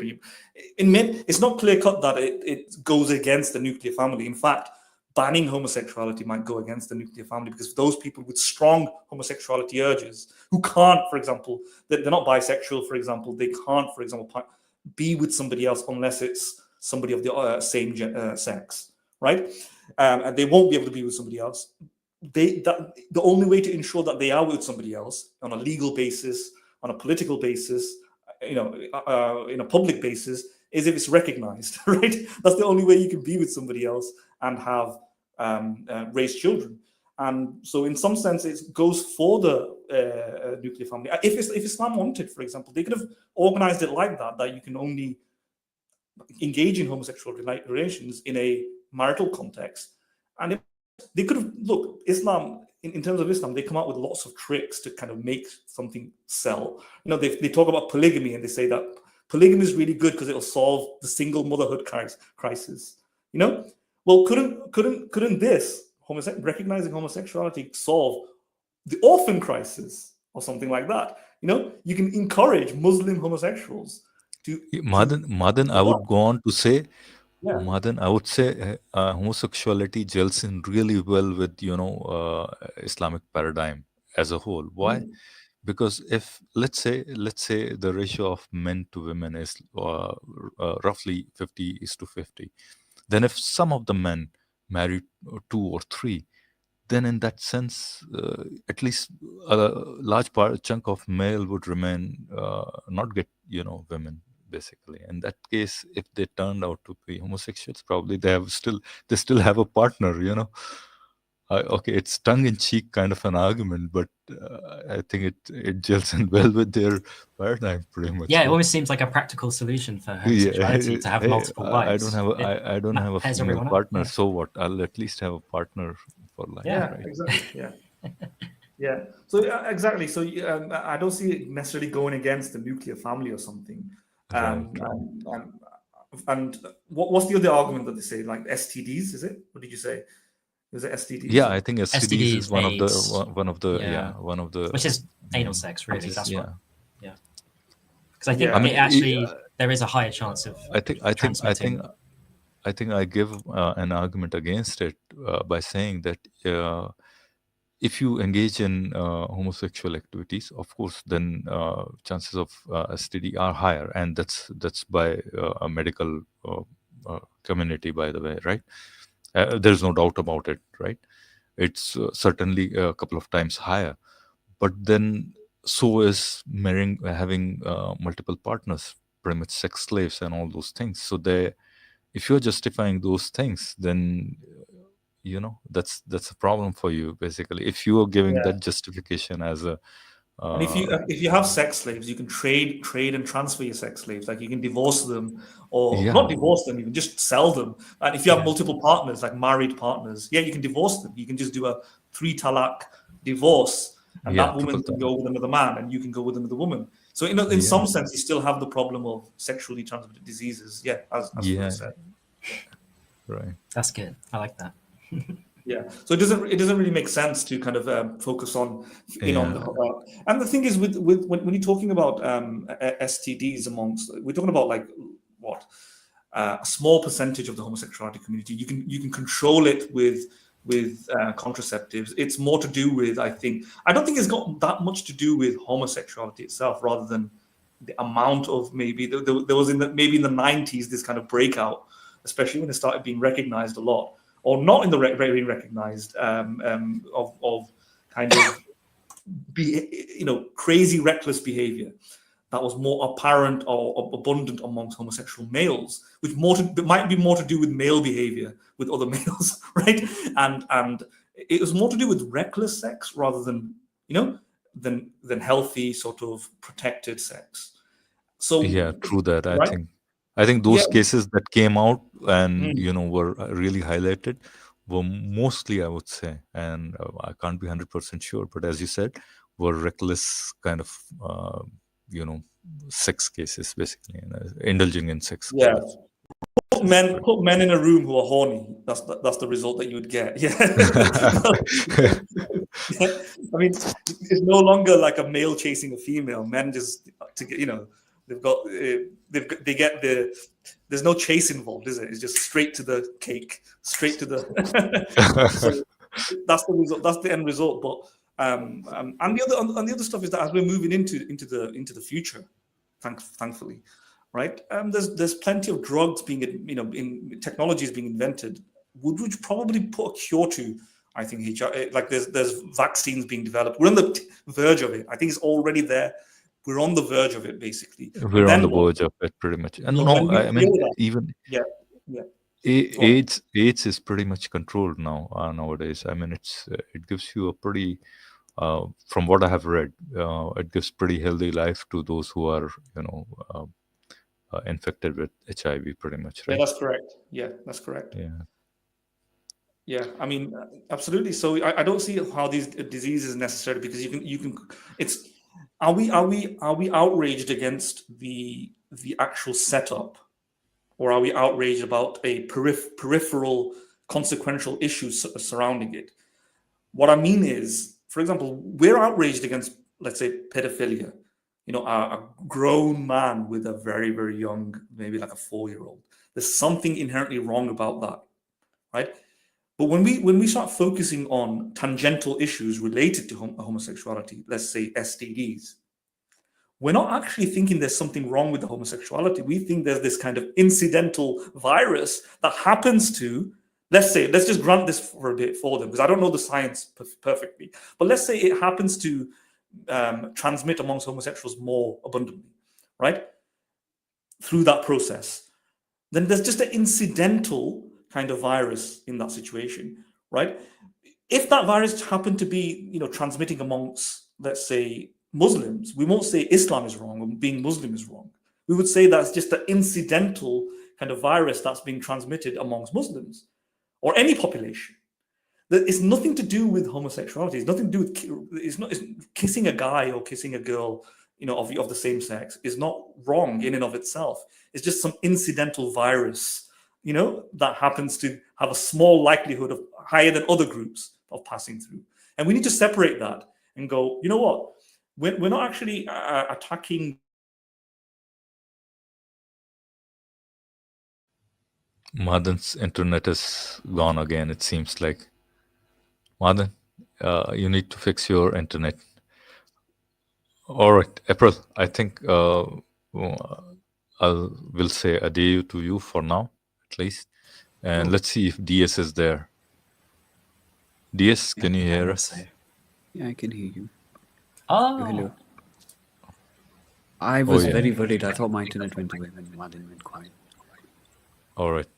Madan, are you back? I am. Did DS Agnostic Atheist talk? Because I just Yeah. heard a sound. DS is here, finally. Yeah, go on. Yeah, I'm here. All right, go ahead. What do you have in mind? No, I think I'm in agreement. I joined in very late, I think at the 50 minutes mark. What did catch my interest was the apostasy conversation.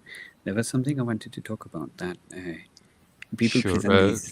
Can you tell us a little bit about yourself? Where are you calling? sure. If you're fine with that, and as long as you're not putting yourself in any kind of danger of being recognized. That's why I didn't put my real name in my real picture. I'm from Pakistan, and at about the age of 13 or 14, I think I didn't have the word for it, but in retrospect, I think what I would surmise it as I became kind of a naturalist, and I realized that I don't really have these answers, and I'm not convinced by these answers presented to me about these big questions, like, is there a God or not, and yada yada. So I became very agnostic, and there was, of course, in the middle a very strong anti-theistic phase.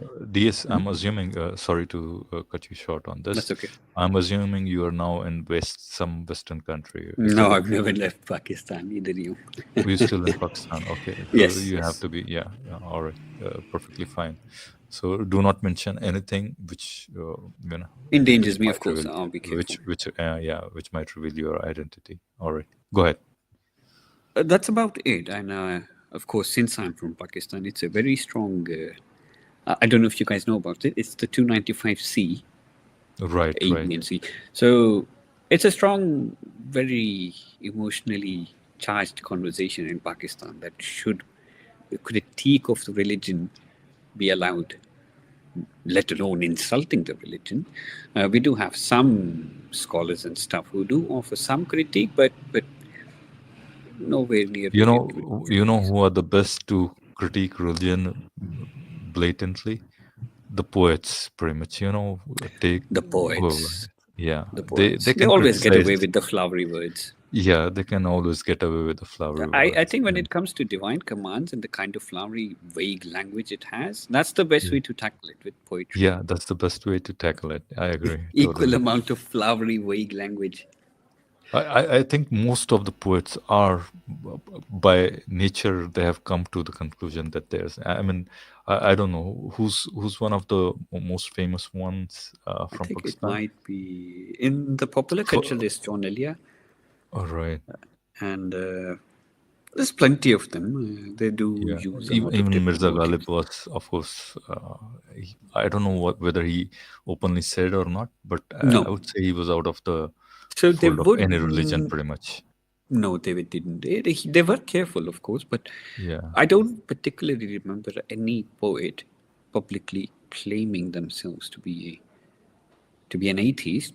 I don't even know if there's any such word. I mean, in India there is at least one, Javed Akhtar, right? Javed Akhtar. I'm not familiar with him. But I have seen poets, the closest people we have in subcontinent, who can safely play with the boundaries of critiquing a religion and getting away with it. Right. I think So, in Pakistan it's very hard to express your of course. disbelief, pretty much. Yeah. Of course. Even the critique of the 295C is seen as blasphemous. Like, how dare you say we don't need blasphemy laws and apostasy laws? So, what? Because I've heard Muslim apologists offer these excuses, but I use the word excuses for the lack of a better word. They offer these rational cases of how apostasy ought to be penalized because it brings some harm to society or yada yada yada. But I've always seen that as a dodging another likelihood that the apostasy laws and penalizing any form of dissent is just that you just want to punish anybody who disagrees with you. What's more Yeah. likely? Yeah, absolutely. So, apostasy, preventing your religious dissent, your religious criticism on religious kind of a point of view that disagrees with religion. That's what kind of apostasy is, or blasphemy is, like a point of view that disagrees with a particular religion, is no different with having any opinion on any other matter. If you think about it carefully, any opinion on any other matter will disagree with another opinion. So reality is there is no qualitative difference between having. So what you're trying to say, DS, is this apostasy that these religious people are trying to say, this kind of special type of harm. It's no different from any other disagreement in any other arena, right? I might not, for example, want to. I might not like a particular music taste anymore. I might not like a particular political I party might just be a vegan and I might start eating meat again. Yeah, I might change my mind on that. Yes, exactly. So there's no special reason to give the religious one a bit more regard here. I mean, all In these no kind of other arena do we classify it as treason. right. I mean, treason. Look, treason is siding with the enemy, and in a historical context, it's particularly enacting violence or joining enemy ranks or exchanging information that could compromise yourself in a military sense, etc. No, they can't use the treason argument because no country in the world has that sort of broad treason laws, right? Yeah, for anything. For example, the religious apostasy that apostates do is more tantamount to people becoming vegan, people becoming becoming conservative versus Labour, people, and none of these compromises national security. Right? To really do a national security compromise, you'll have to, for example, join maybe the Russian government or something, go to Syria, right? Or join a particular political organization that is actually shown that it's trying to kind of engage in violent acts.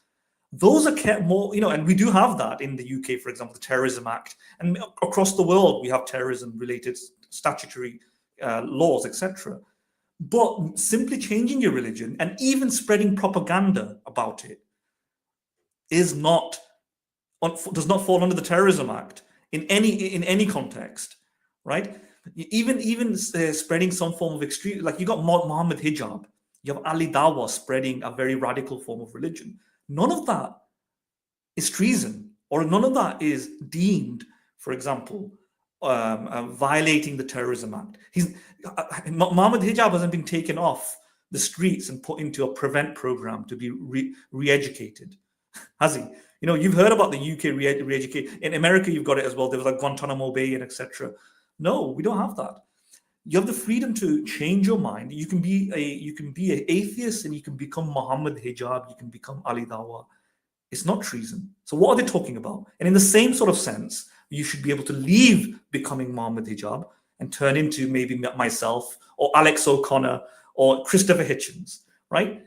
That does not trigger anything treasonous in any level anywhere, right? We're talking about, again, we talk about treason, we talk about violence, engaging with the enemy military, spreading information to military groups. These sort of things probably fit that sort of area. Just because you're working in McDonald's and you become anti-religious and you start telling people on the street, hey, I don't like Islam because of X, Y, Z, that's not treason. Yeah. And not to mention the fact that just calling it treason, like you're very explicitly agreeing that yes, there's this in-group and we all have this loyalty towards each other, and there's this out-group who's the enemy. Like, it's very disingenuous. Like, is that how we argue? That's somebody who sees the world like that. I would never expect them to be able to have a good faith conversation with me. But that's just me. I don't know if you'd agree with that. Yeah, no, I mean that's correct. I mean, the fundamental importance of freedom of speech, what Muslims reject, is the idea that we can be wrong. Is the tentativeness that like Western democracies would probably approach any sort of matter. Like what John Stuart Mill said is that you need freedom of speech to keep ourselves in check. Simple as that. In order to know what we might be false about, there is no absolute truth. Or even if there is an absolute truth, you need freedom of speech as a vehicle to allow for conversation, discourse, allow for dissent, criticism, even mockery, so that the truth can rise through competition, right? And whenever we become like arrogant, thinking we've known the truth, that's when we start kind of becoming uncritical and end up developing dogmas and superstitions and untouchable truths that you can't critique. And we're more likely to end up with false beliefs that way. The only way we can steer towards the truth is, even if we think something is strongly true, like the theory of evolution, where all the scientists think the theory of evolution is true, we still need to protect the rights of creationists. We still need to protect the rights of flat earthists, to keep constantly reminding us why the theory of evolution is true, why the spherical earth is true over a flat earth, right? Because when we stopped silencing other views, then corruption can enter. So we need these checks and balances. So this is something that Islam rejects simply because they believe they've already acquired absolute truth, right? And henceforth, this sort of freedom of speech principle is incompatible with Islam. That's what they say. Yeah. Ooh, there's one thing that comes to my mind. This is something I've talked to a few people about, including Muslims and atheists. But I want to see what you think about this. Would you consider somebody's sentiments being heard as harm of any kind? Like, would you agree that it might be considered harm? I don't think so. It should be considered a harm, right? I mean, if you're, just hurting anybody's sentiment, it could be a very what do you call? It could become really sensitive, because anybody could claim that this something is hurting my sentiments, and then it would become really tough to criticize anything or critically analyze anything for that matter. So I think, there have to be checks and balances for sure. I mean, what kind of sensitivities you're talking about, basically, right? And I think for the most part, if you're hurting somebody's sentiments, that should be, in my eyes at least, should be fine, as long as that's not going to cause violence within the society or chaos within the society. I think it should be fine. But I'll let Madan say what he thinks about it. Madan, what do you think? Madan has gone to get some. No, I'm here. I'm here. If I stay quiet for a second, he's gone again. No. Well, you're always worried you have bad internet, so there's that. Yeah. No, it depends what you mean. Is there a speech or expressions that other people deem to be offensive? Of course. Can it be harmful, like to that person? Of course. But the point is, if you're living in a state and there's multiple different type of viewpoints, you need to have certain laws to balance everybody's kind of freedom of opinion, freedom of expression. And it'll be inevitable that some people are going to find it offensive to have be exposed to some of your views, etc. Now, if you have a kind of a view where that sort of harm should be legislated upon on a state level, then you're going to end up in a situation where nobody can talk.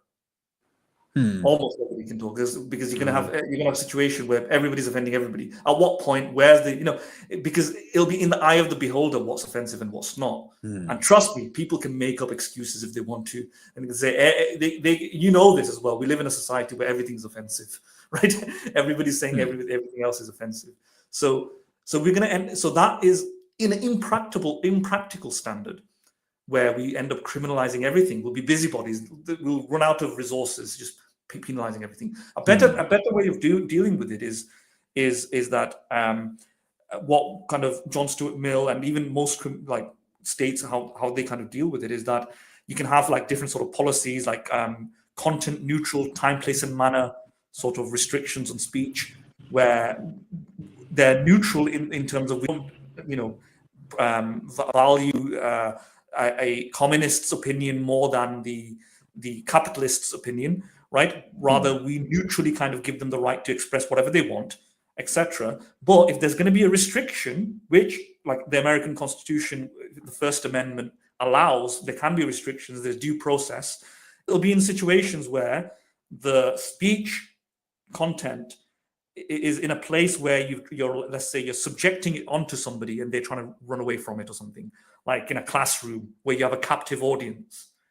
In that situation, you may be able to make laws to restrict the speech, because they've got no choice but to be there in school. It's a public The audience is more impressionable. Yeah, and children. Yeah, children are more impressionable. Or other sort of content neutral, time, place, and manner. For example, you can burn a flag, but you can't burn the flag near a funeral of the person who really likes that flag. Like let's say South African nationalist who's just died, and then you just go there to their funeral and you just burn their flag right in front of them. That would be, that sort of speech might be restricted in America because of the time, place, and manner. The time it's happening, the place, and the manner it's being carried out, right? But in a different situation, maybe a video recording, which is sold on a video somewhere, or from your own backyard, or some other neutral place where there isn't that it might be permitted, right? So that way we kind of balance different things. We balance somebody's right to freedom of speech, and as the freedom of speech entails, it entails the freedom to refuse or stay away from the speech or turn off the speech.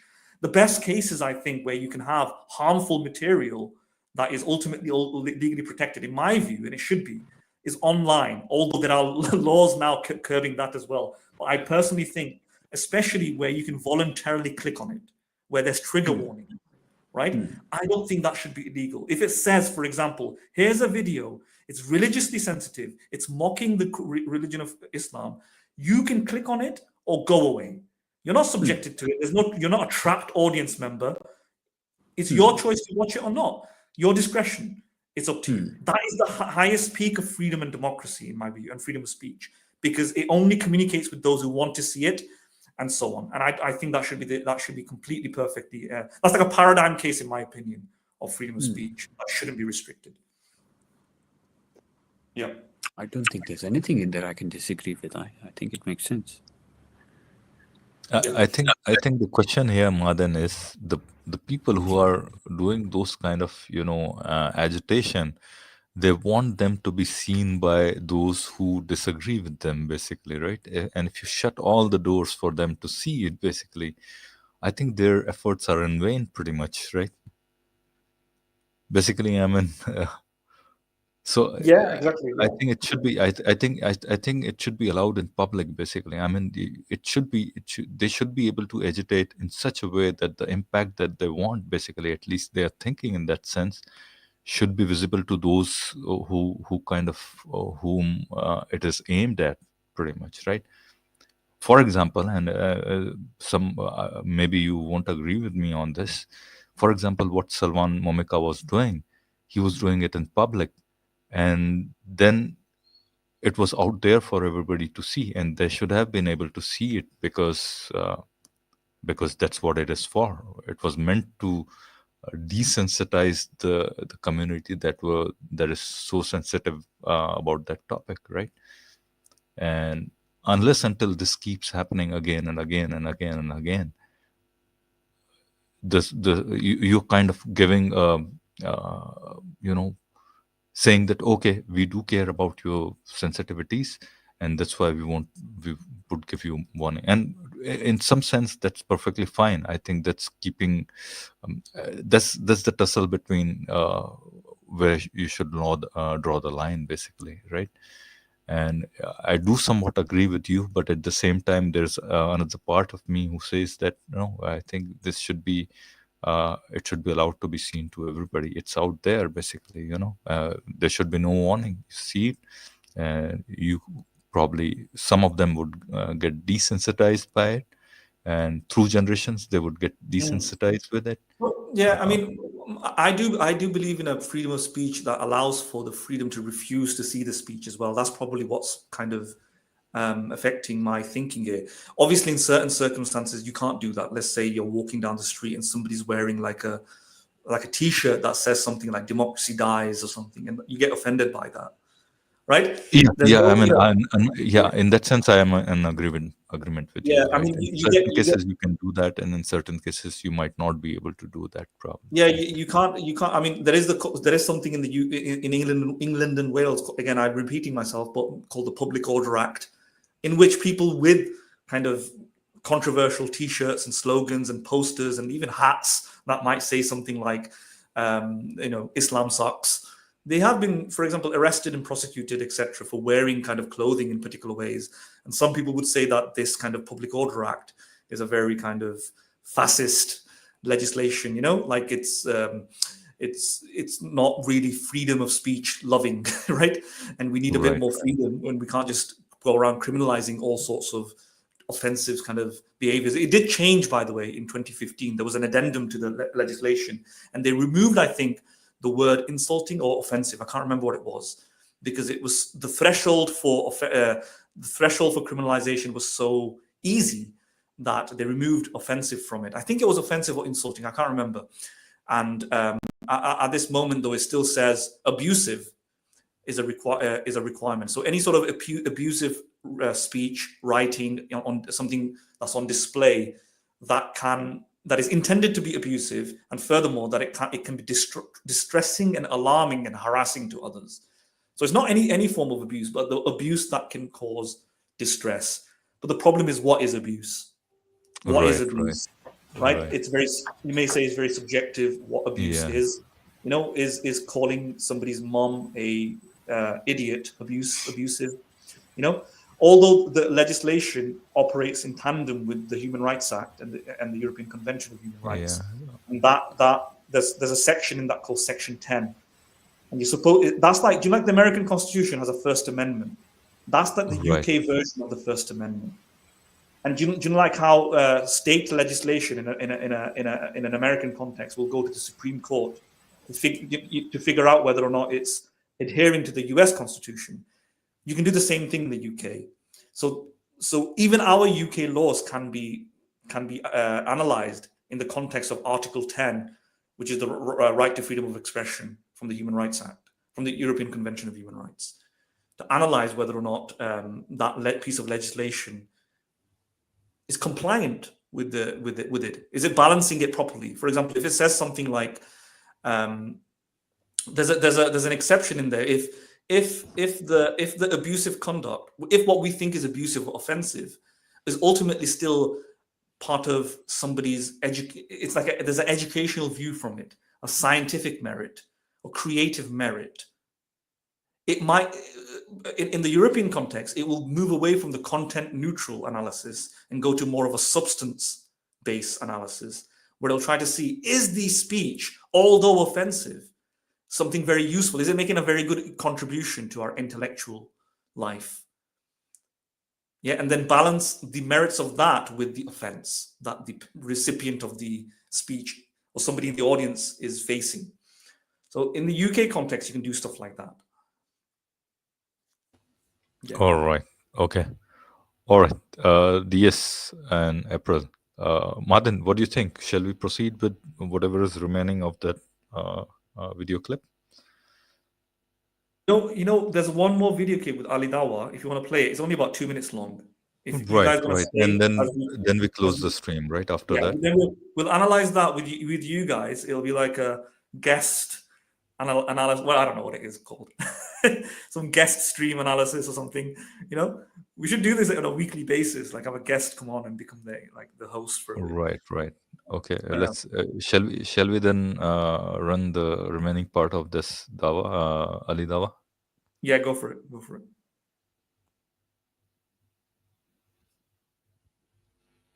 I forgot the movie where he goes to a neighborhood. I forgot I don't really watch movies. Yeah, he went to a black neighborhood and he was like something new, Nigga.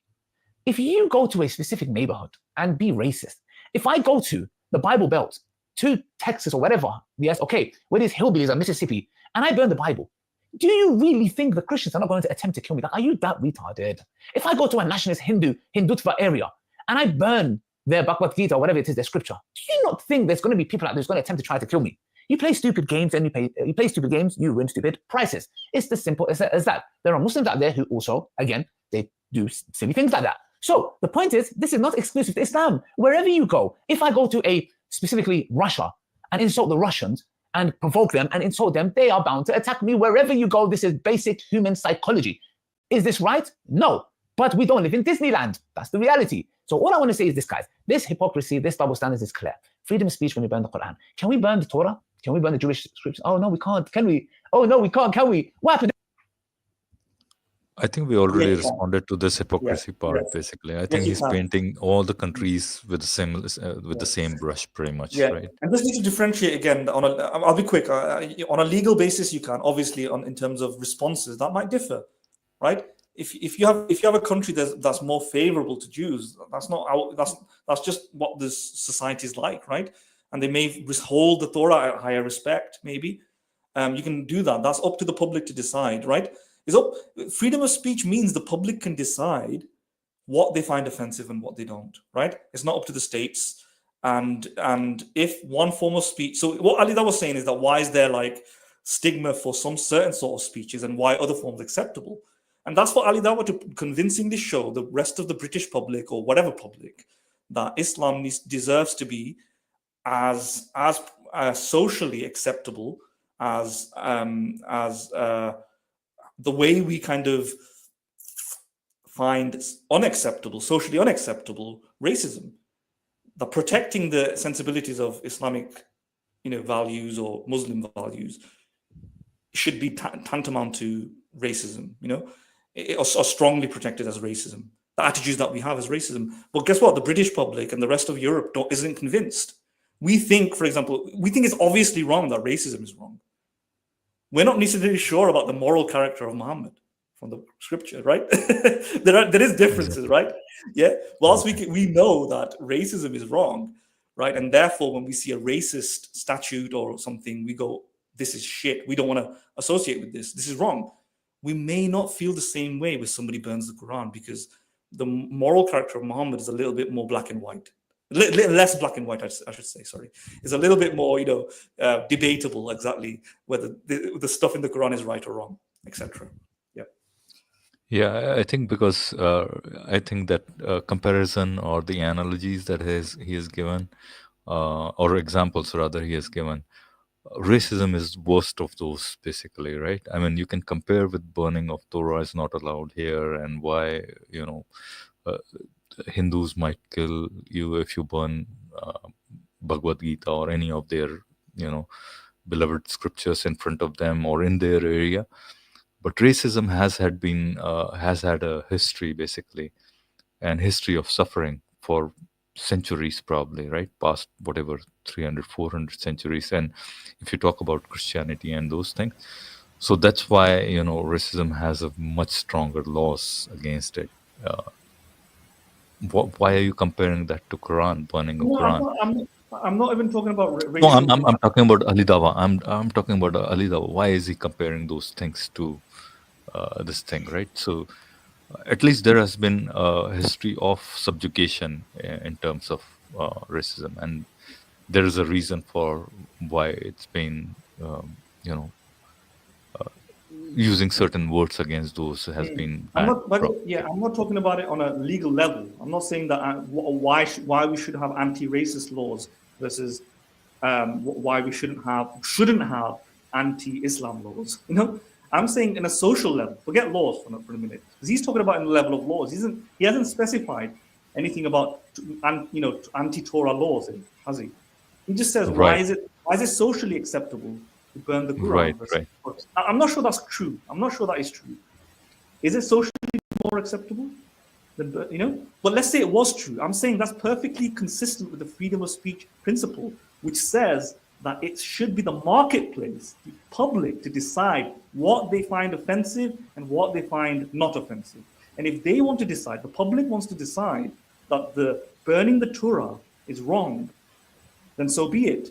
Burning the Quran is wrong, so be it. Ali Dawah wants to say, where is the moral difference? And the moral difference might simply be in the substance. We need to have that discussion.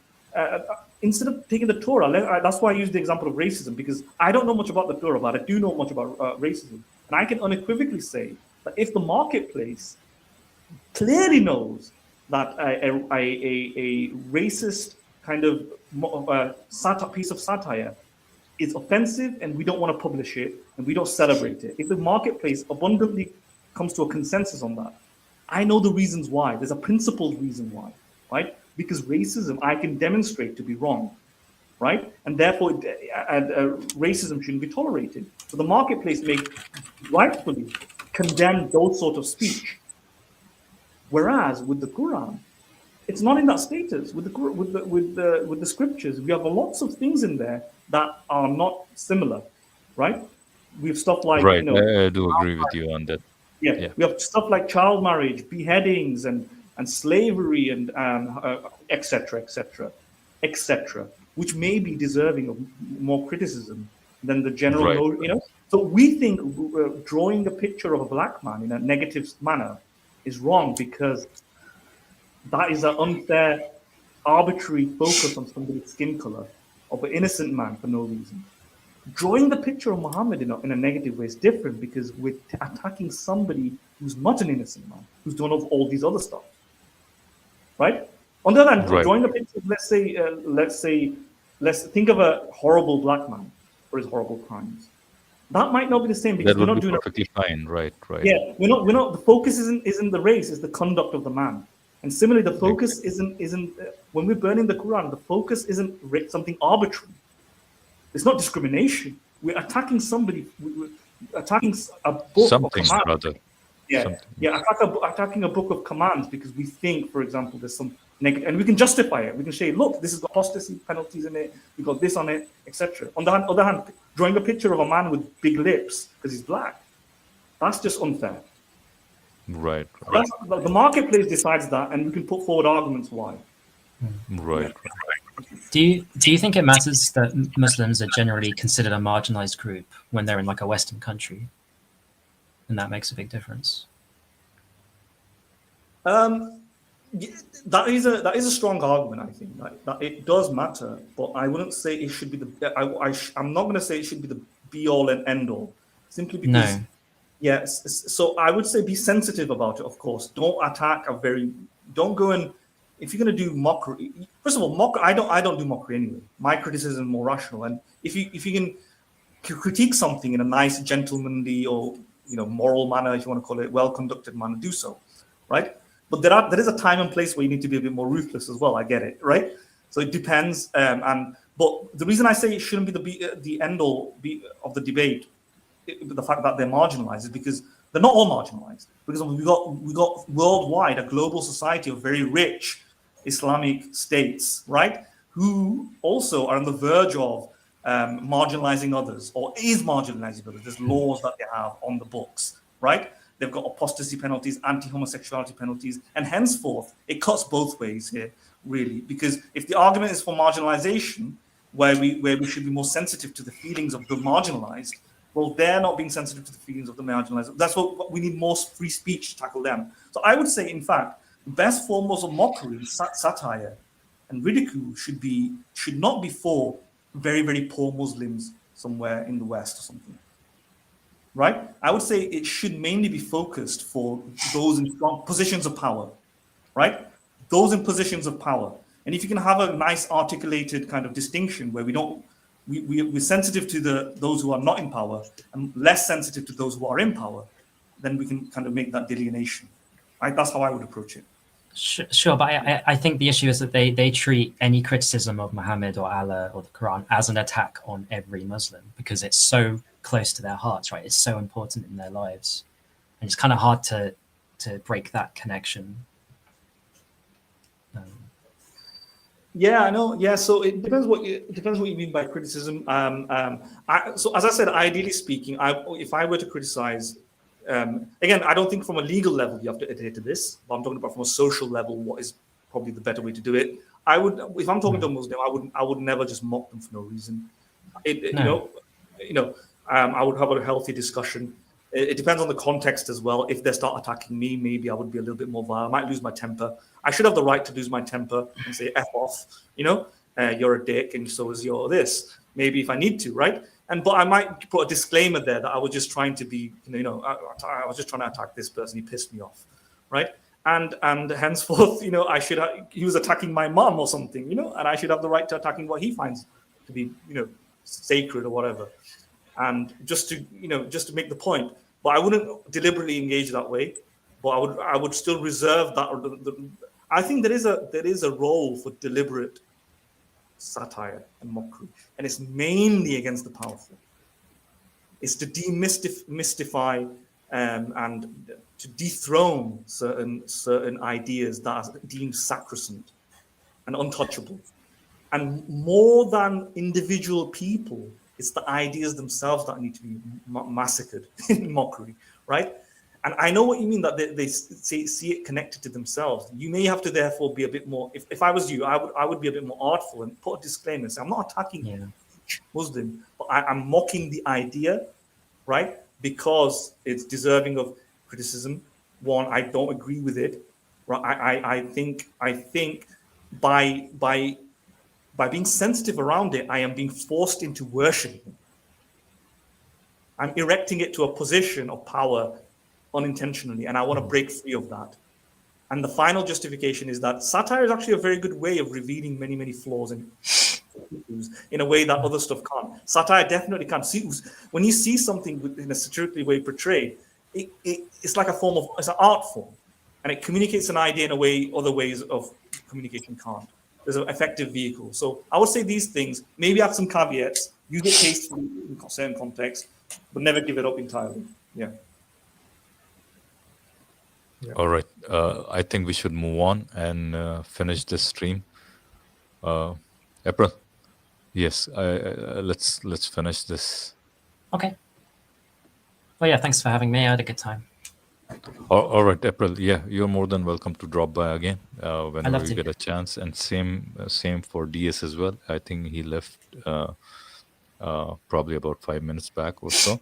Yeah. So yeah, you're welcome to drop by again in our next stream. We'll finish this in probably next 5 minutes, Madan, right? Yeah. Thanks, April, for joining. It was very good. Come back next time. It'll be a very good conversation again, I think. Yeah, I'd love to. Do you guys have a Discord server or something like that? No, we don't. I think we've been asked again and again by quite a few people. Okay. But I think we're all busy folks. So whenever we get a chance, and probably just like within a very short notice, we come online and then do our streams.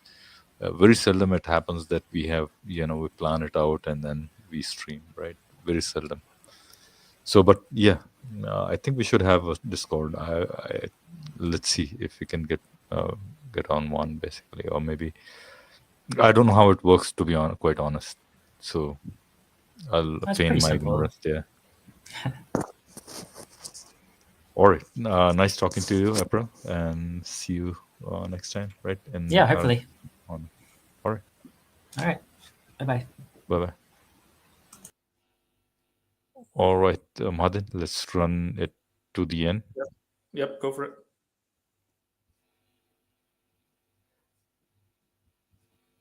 The freedom of speech, you bloody hypocrite morons. So all I want to say is we do not condone what anyone doing, going out there and taking matters. This is not from Islam. Yes, for someone to go and take their matters into their own hands. But anyways, on our lighter notes, guys, till next time, assalamu alaikum wa rahmatullahi wa barakatuh. And the enemies of Islam watching this, die out of rage. Do you want to try the other video? It's like 2 minutes long.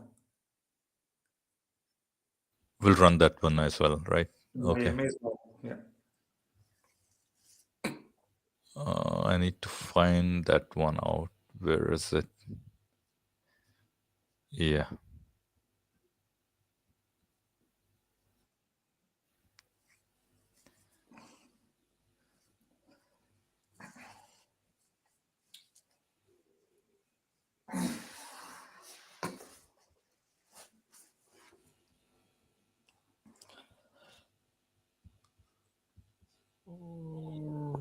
All right, Madan, I'm just sharing the screen here.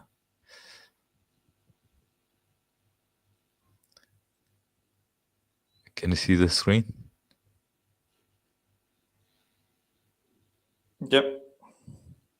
Tommy Robinson, and all of them believe in capital punishment. Let me tell you why. Do you know how many death threats I used to get because of the far right? I'm telling them, this is not my freedom of speech. I'm talking about Islam. I believe like, for example, I believe the Sharia was applied in the UK. It would be a beautiful place to live. The true Sharia. I got death threats. So I'm asking a simple question. Hold on a second. This would be like apostasy laws, isn't it? If you think about it, I'm expressing myself that I believe Islam will be the best thing for the UK, and you're saying, get out of our country, we're going to kill you. We got death threats. Police have come to us and said, there's an active death threat on you, Mohammed Hijab, and another person. So I'm thinking, hold on a second. What happened to these people who criticize about apostasy laws? Because now you're applying it on me. You're telling me, if you don't stop talking, we're going to kill you. I'm like, brother, what happened to freedom of speech? You don't believe in freedom of speech. I was speaking to I think he's conflating between what people are doing in terms of what his stance is versus what the state stance is in terms of apostasy laws, right? I think two very different things. Whatever those people who are threatening him are dumb people, stupid. He's entitled to have his belief about, apostasy laws. Everybody is, entitled to criticize his stance on apostasy laws, but they shouldn't threaten him. That's going too far, basically, right? And maybe by UK laws, that's probably even illegal, I think, to threaten somebody with life. I think in some countries, that's a crime, basically, right? Yes, right? it is. Absolutely, but he's conflating, he's conflating that thing with state supported apostasy laws, where a state will punish you with death, capital punishment. So I don't know what he's on about here. Maybe he's explained elsewhere as to what he means, and we are missing the context. But if that's the only clip that he's talking about, he's done a blunder here. Madan, Yeah.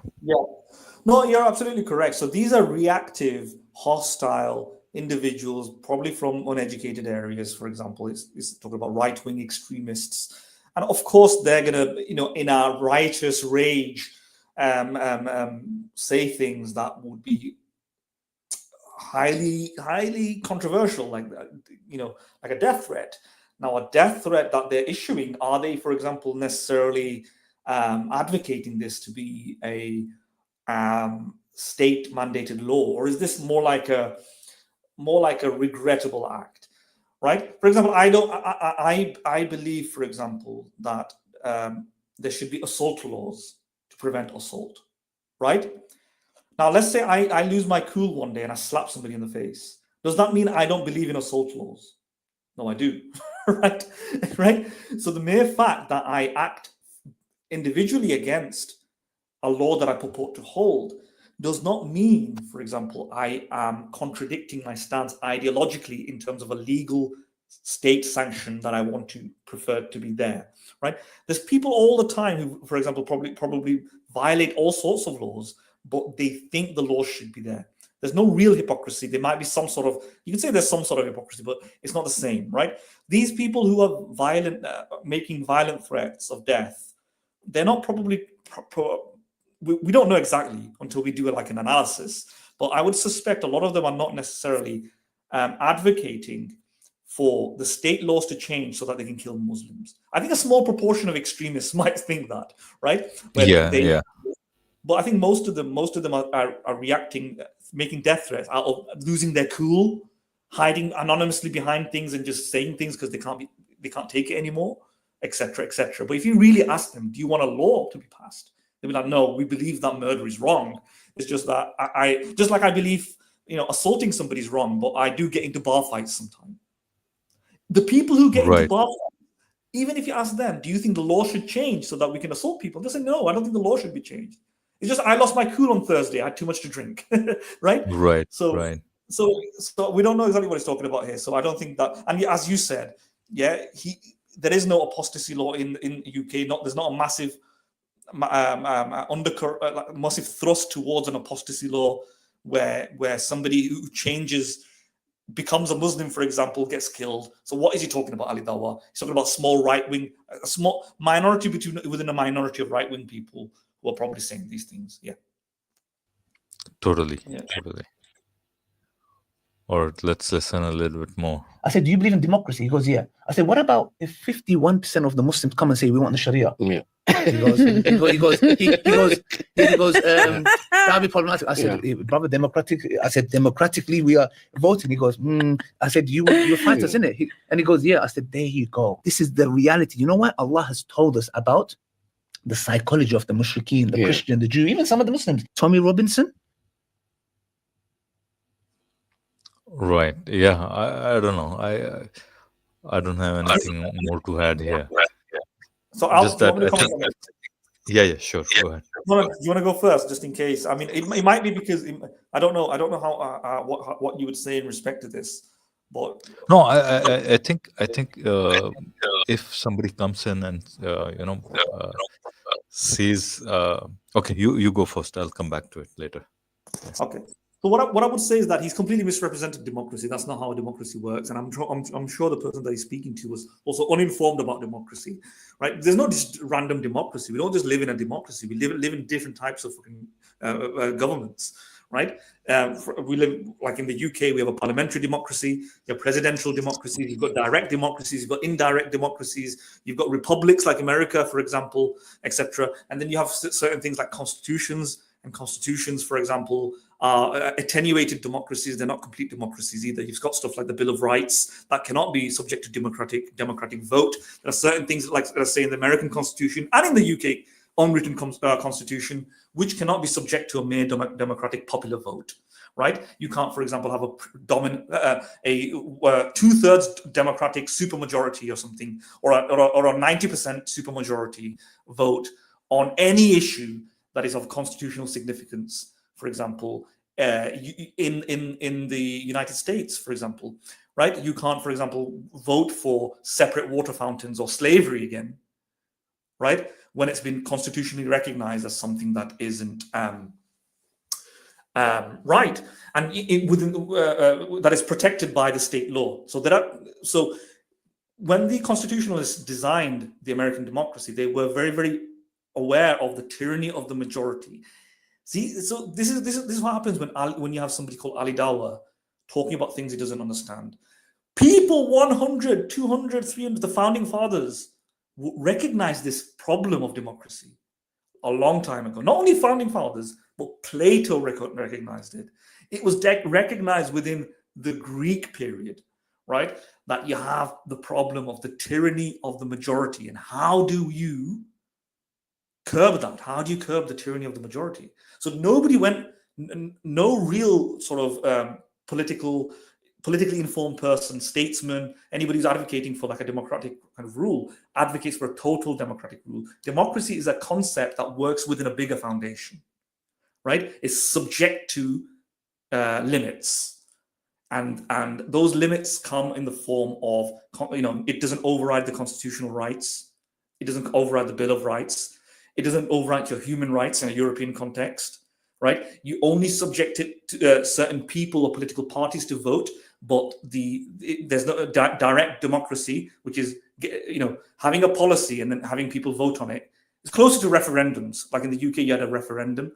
It should be used sparingly. Most of the time, you should vote for political people, and those political people, like the members of the parliament, or in an American context, for example, the Senate, the House of Representatives, your representatives, state representatives, etc., they should then debate and argue at the basis of what the best law is, not just based on popularity. So popularity is mixed in conjunction with genuine interrogation of the validity of an idea based on its merits, scientific merits, not just what's popular. So can you see this kind of sense of controlled democracy? There is a popular vote when it comes to electing the people who would govern, but then they try to figure out what's right and wrong in terms of policies, and they can't figure out what's right and wrong by overriding the constitution, which was decided not merely through a popularity game, but through moral philosophical reasoning, right? They did it through moral philosophical, just like how moral philosophers like Peter Singer may argue that it's an objective truth that we should have this sort of right. He didn't just subject it to a democratic vote. Like whether abortion is right or wrong, you look at the arguments from both sides, not based on who screams the loudest, or if most people are on the pro-abortion side, or most people are on the no. It's by analyzing the merits of the arguments. And then when you realize what's right and wrong, you may enshrine it as a constitutional right, and that constitutional right is not subject to the popular vote. Other stuff, right, but not that. So that's kind of how you end up kind of having this kind of attenuated provisional democracy within a system that is not entirely completely democratic. Only parts of it is. That will be my response. I think at least since Indian Constitution is based on partially based on British Constitution, so I think 2/3 vote is required, right? In Britain as well, right? In the parliamentary elections, right? Yeah. Not in the parliamentary for a bill to pass through the Senate, right? It depends. So different governments have a super majority. Someone has just a basic majority, which is like a 50-50 split, 51 to 40 split, which I don't think I like. Other governments, for example, understand that if it's a very low split, like if it's like a 51 to 49 split, then you may have a coalition government, which the UK did see for about a while. And you can have a coalition government if there is not a real majority, right? So because that's the best way to reflect the interests of everybody. Right? Yeah, and see, the point I wanted to make here, Martin, was that let's grant that what he's saying is right. There is a 51% majority, and the democratic government is there, and all the 51% majority, which is not the case for all we know. But let's suppose that those 51% were somehow in power and they were able to enact Sharia law. So be it. Basically, if you have a democratic government, then that's the result of it. If they haven't been able to prevent such a case, then they'll have to deal with it, basically. But the problem here is another problem, that despite democracy being so prevalent in majority of the world, show me one Islamic state with a Sharia implemented, complete Sharia implemented. I don't think there's one. Maybe now only state that I can think of is Afghanistan, right? Which has a complete total Sharia, right? So it's hard to come by, and what you said is right, because there are checks and balances within the governments, because it goes through a process, not just majority says so and so be it. Basically, that's not how it goes. So yeah, I mean yeah, absolutely. So if there was like a 51-49 split, that will be a party, a strong party, let's say, that'll be a member of the parliament, let's say in a UK context, or maybe in American, they'll become like the president, etc., and so on. But in some sense, obviously, we have that already with Donald Trump, with a very, very kind of strong right-wing views, and you just have to accept it, etc. But the point that I'm making, would Islam become the paradigm at that point? No, it wouldn't, for those constitutional limits, right? Even if you have a predominantly Muslim party who's hell-bent of introducing apostasy laws, they won't be able to, through merely a popular vote, because the democratic system is set up, the parliamentary system is set up, is not merely to take in popularity contests, right? Everybody understood the problem of popularity contests. For example, the ad populum fallacy, right? The problem of births. Problem was, you might have, higher birth rates in certain communities that have nothing to do with the truth. Everybody knew, even the creators of democracy knew, that democracy is not necessarily tantamount to truth. It's tantamount to having a reflective set of custodians that represent the interests of the people. That's it, right? Once you've got the elected people in the House, they need to make arguments and convincing arguments, right? And you may have a situation now where the people that they're voting on these arguments are going to be the people from Muslims, but they still won't be able to overthrow fundamental human rights and civil rights. That's why you have a constitution, right? In the American Constitution, you still won't be able to pass, for example, like blasphemy laws, right? Because the First Amendment, church-state separation, the Establishment Clause. You still won't be able to pass, for example, slavery laws because of, I think, the 14th Amendment. Is it the 14th Amendment? You still won't be able to pass speech laws, for example, that prohibit, let's say, the expression of apostasy because of the First Amendment again. You still won't be, exactly. Even So if, no, Mahathir, I would say that might happen in a vacuum. Even if you have 100% of the House of Representatives legislating, the Congress, it's the Congress now we're talking about, the Congress passes a bill that is unconstitutional, it will be put down by the Supreme Court. Yeah, no, the point I was saying that let's give them, they are able to make amendments to the Constitution and all those things. Maybe in a vacuum, they'll be able to change the Constitution enough to go towards a pure Sharia law, right? Sharia-based Constitution. Yeah, then it's no longer interesting, is it? It's no longer interesting because No. That's what I'm saying. For that to happen, you'll have to live in a vacuum. That's the problem, right? And that's not going to happen, right? That's not going to happen because that's the problem. Each and every of these countries is, Islamic Republic of whatever countries going through. Keep in mind, the democracies like America, they really highlight the use of reason. It's not just a popularity context. We need to sit down and figure out what's right and wrong, not what most people think, right?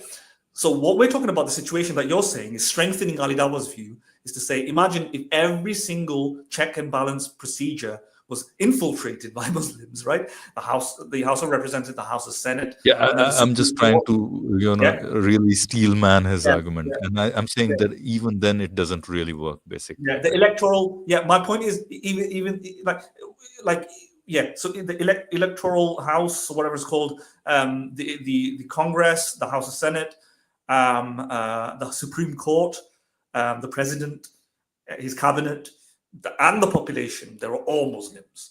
Well, that's just like an easy point to score, like obviously in that sort of situation. But the point is, that is an ideal situation that democracy is supposed to prevent, right? The whole point of democracy is that you have these checks and balances, so you don't have this sort of infiltration, right? You have a constitution that requires reasons to be amended. You need to there is a popularity debate too as well. You need a super majority to change the constitution, but you also need agreement amongst thoughtful members of society that actually thinks that the reasons purported are superior than it's not just about a popularity contest, right? So in those situations, it's supposed to decrease the likelihood of an Islamic state, because ideally speaking, what we're talking about is you're going to have different perspectives to weigh it with. It's like the Supreme Court will be discussing from different perspectives. Hopefully they're going to be objective, hopefully they're going to be neutral, and they're going to probably then figure out, for example, in order to change the constitution, we need to change it to inferior ethical principles or something like that. Right. right? Because then it'll be a conversation. It'll be like a moral conversation, and I don't think any moral conversation should be dealt with as a final conclusion through a popularity contest. It should be more to do with the reasons. So reasons will play a part. But if you just say that, it'll just be it'll be like reason masquerading as reason when power masquerading as reason. It'll just be people. Obviously, in that sort of situation, yeah, you can. But the democracy. But what do you think? What do you think, Madan, would be? Let's say, in a Senate full of Muslims, basically, right? Do you think everybody is a hardcore Muslim, and to the core of their heart, they believe that the best constitution and best moral code is enshrined in the Quran, I would and say their that. reason, their reason gives into that demand, basically. Yeah. In terms of most constitution like founding fathers, that would be deemed a unfit, a shameless sort of departure from actual. That's what you think, right? That's what you think, not them. It's not a matter about what you think. Obviously, that's why I say it's not that interesting then, right? Yeah, I do agree to your point, but It's I'm not saying that of course, at least in theory it is possible, right? Well, of course, that's what I'm saying. In theory, if you just go inside a set of buildings and you just kill everybody and just take over, you can just rewrite the laws as you want. But the point is, would it be? I think I mean, even that is possible, but much less likely than the scenario that I'm talking about, right? Sorry, what do you mean? It's. Did you hear what I said, right? Yeah, no, because you're saying the Ali Dawa's question is, what would you do in a situation where, for example, and we're strengthening it. I think we are taking it to an nth level, probably. Now, if you just want to talk about it in terms of power domination, then of course there's nothing I can do about that. But remember, the question is on the basis of ideological disputes about what can I say in an ideological sense. Because if I accept the premise of democracy, then I'll be in contradiction, right? Ideologically in contradiction, to reject a situation where every sort of institution of democracy. Yeah, I do agree. I do agree. I mean, No. I'm saying that wouldn't be the case ideologically, because there isn't any contradiction in the constitutional apparatus being taken hostage. Because if you're doing it first of all, as I said, it's not just democracy. We've got constitutional principles.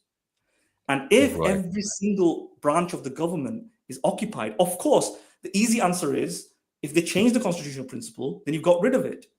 But we don't accept that. There's no contradiction amongst the constitutionalists.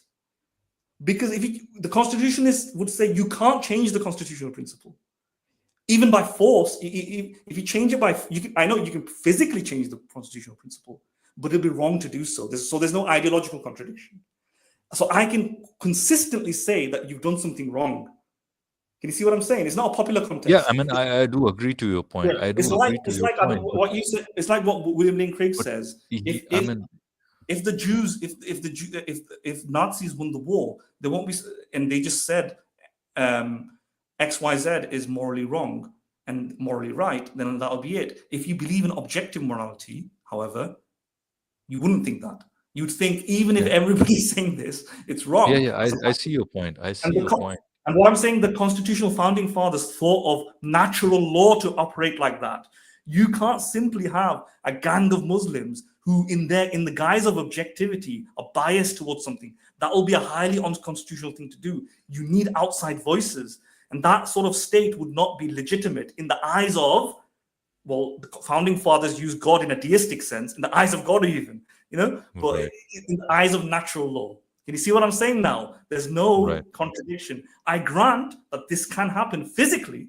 I'm saying there's no ideological contradiction to the astute constitutionalist theorist who's standing there thinking, wait a minute, having all these houses, all these institutions, all branches of government, judiciary, the legislature, infiltrated by Muslims, and then rewrite the constitution however they fit to they've not consulted their natural law principles properly.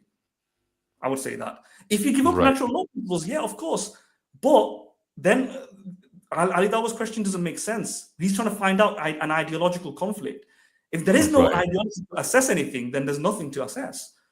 Why is he asking the obviously the democratic constitutionalist person is going to have some ideological principles to assess that. It has to identify a contradiction. Otherwise, there is what is he doing? What is he using to assess things? Right. You see, I don't know if I've complicated it there, but yeah. No. I see your point. I do see your point there. Yeah. I mean, I do agree in that sense. I'm yeah. I was still thinking that probably there's. See, what's happening there is he's taking democratic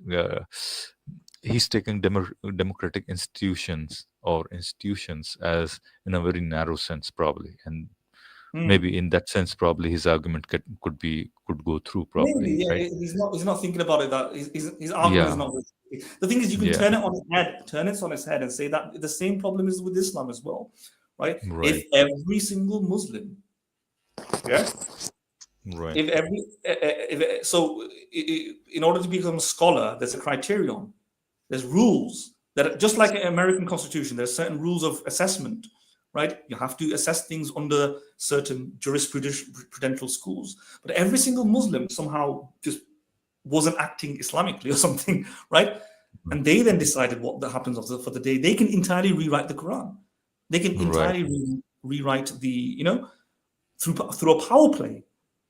But everybody will know that they're violating something there. They're violating the Quran because you're not allowed to do that. And that's what I'm trying to say. Even with the American context, democracy is controlled. It's within a tiny little narrow paradigm. The Constitution, on the other hand, can't just be changed like that. There is some protocols to change the Constitution, but it still needs to adhere to natural law. Now, for Muslims, they've got a scripture. For atheists or materialists or secularists, what they're going to have is reason.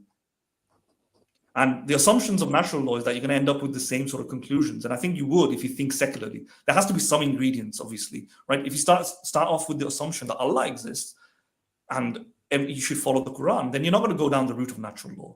But if you believe in objective morality, like Immanuel Kant did, like Hume didn't, but Hume thought that you can still build like a illusory objective morality. At least you come to a consensus, and by using reason, then you can, for example, through natural law, arise to the same conclusions and think, for example, it'll be highly unconstitutional to design a constitution like this based on a scripture.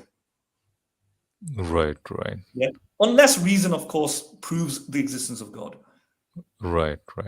Yeah, and etc. But you can say this about anything. You can say this about anything, right? True. Like I said, if you have a bunch of Muslims using reason, eventually they may come to the realization that Islam is false. And that's start. true. Yeah. All right. With that, I think we'll finish the stream. All right, everybody. See our promotion. We need your support. And first thing first, our patreon.com/philosapiens. You can help us over there. You can help us at buymeacoffee.com/philosapiens. You know what? If you do donate, what we'll do is we'll get better mic systems, better audio, right? So think about donating if you are able, basically. And I think there are other ways as well. I think super chats, super stickers, and memberships and all those things. There is one more thing. If you can't do that, if you're not able to do that, the least you can do is, comment, like, subscribe, and share, basically. Share as much as you can.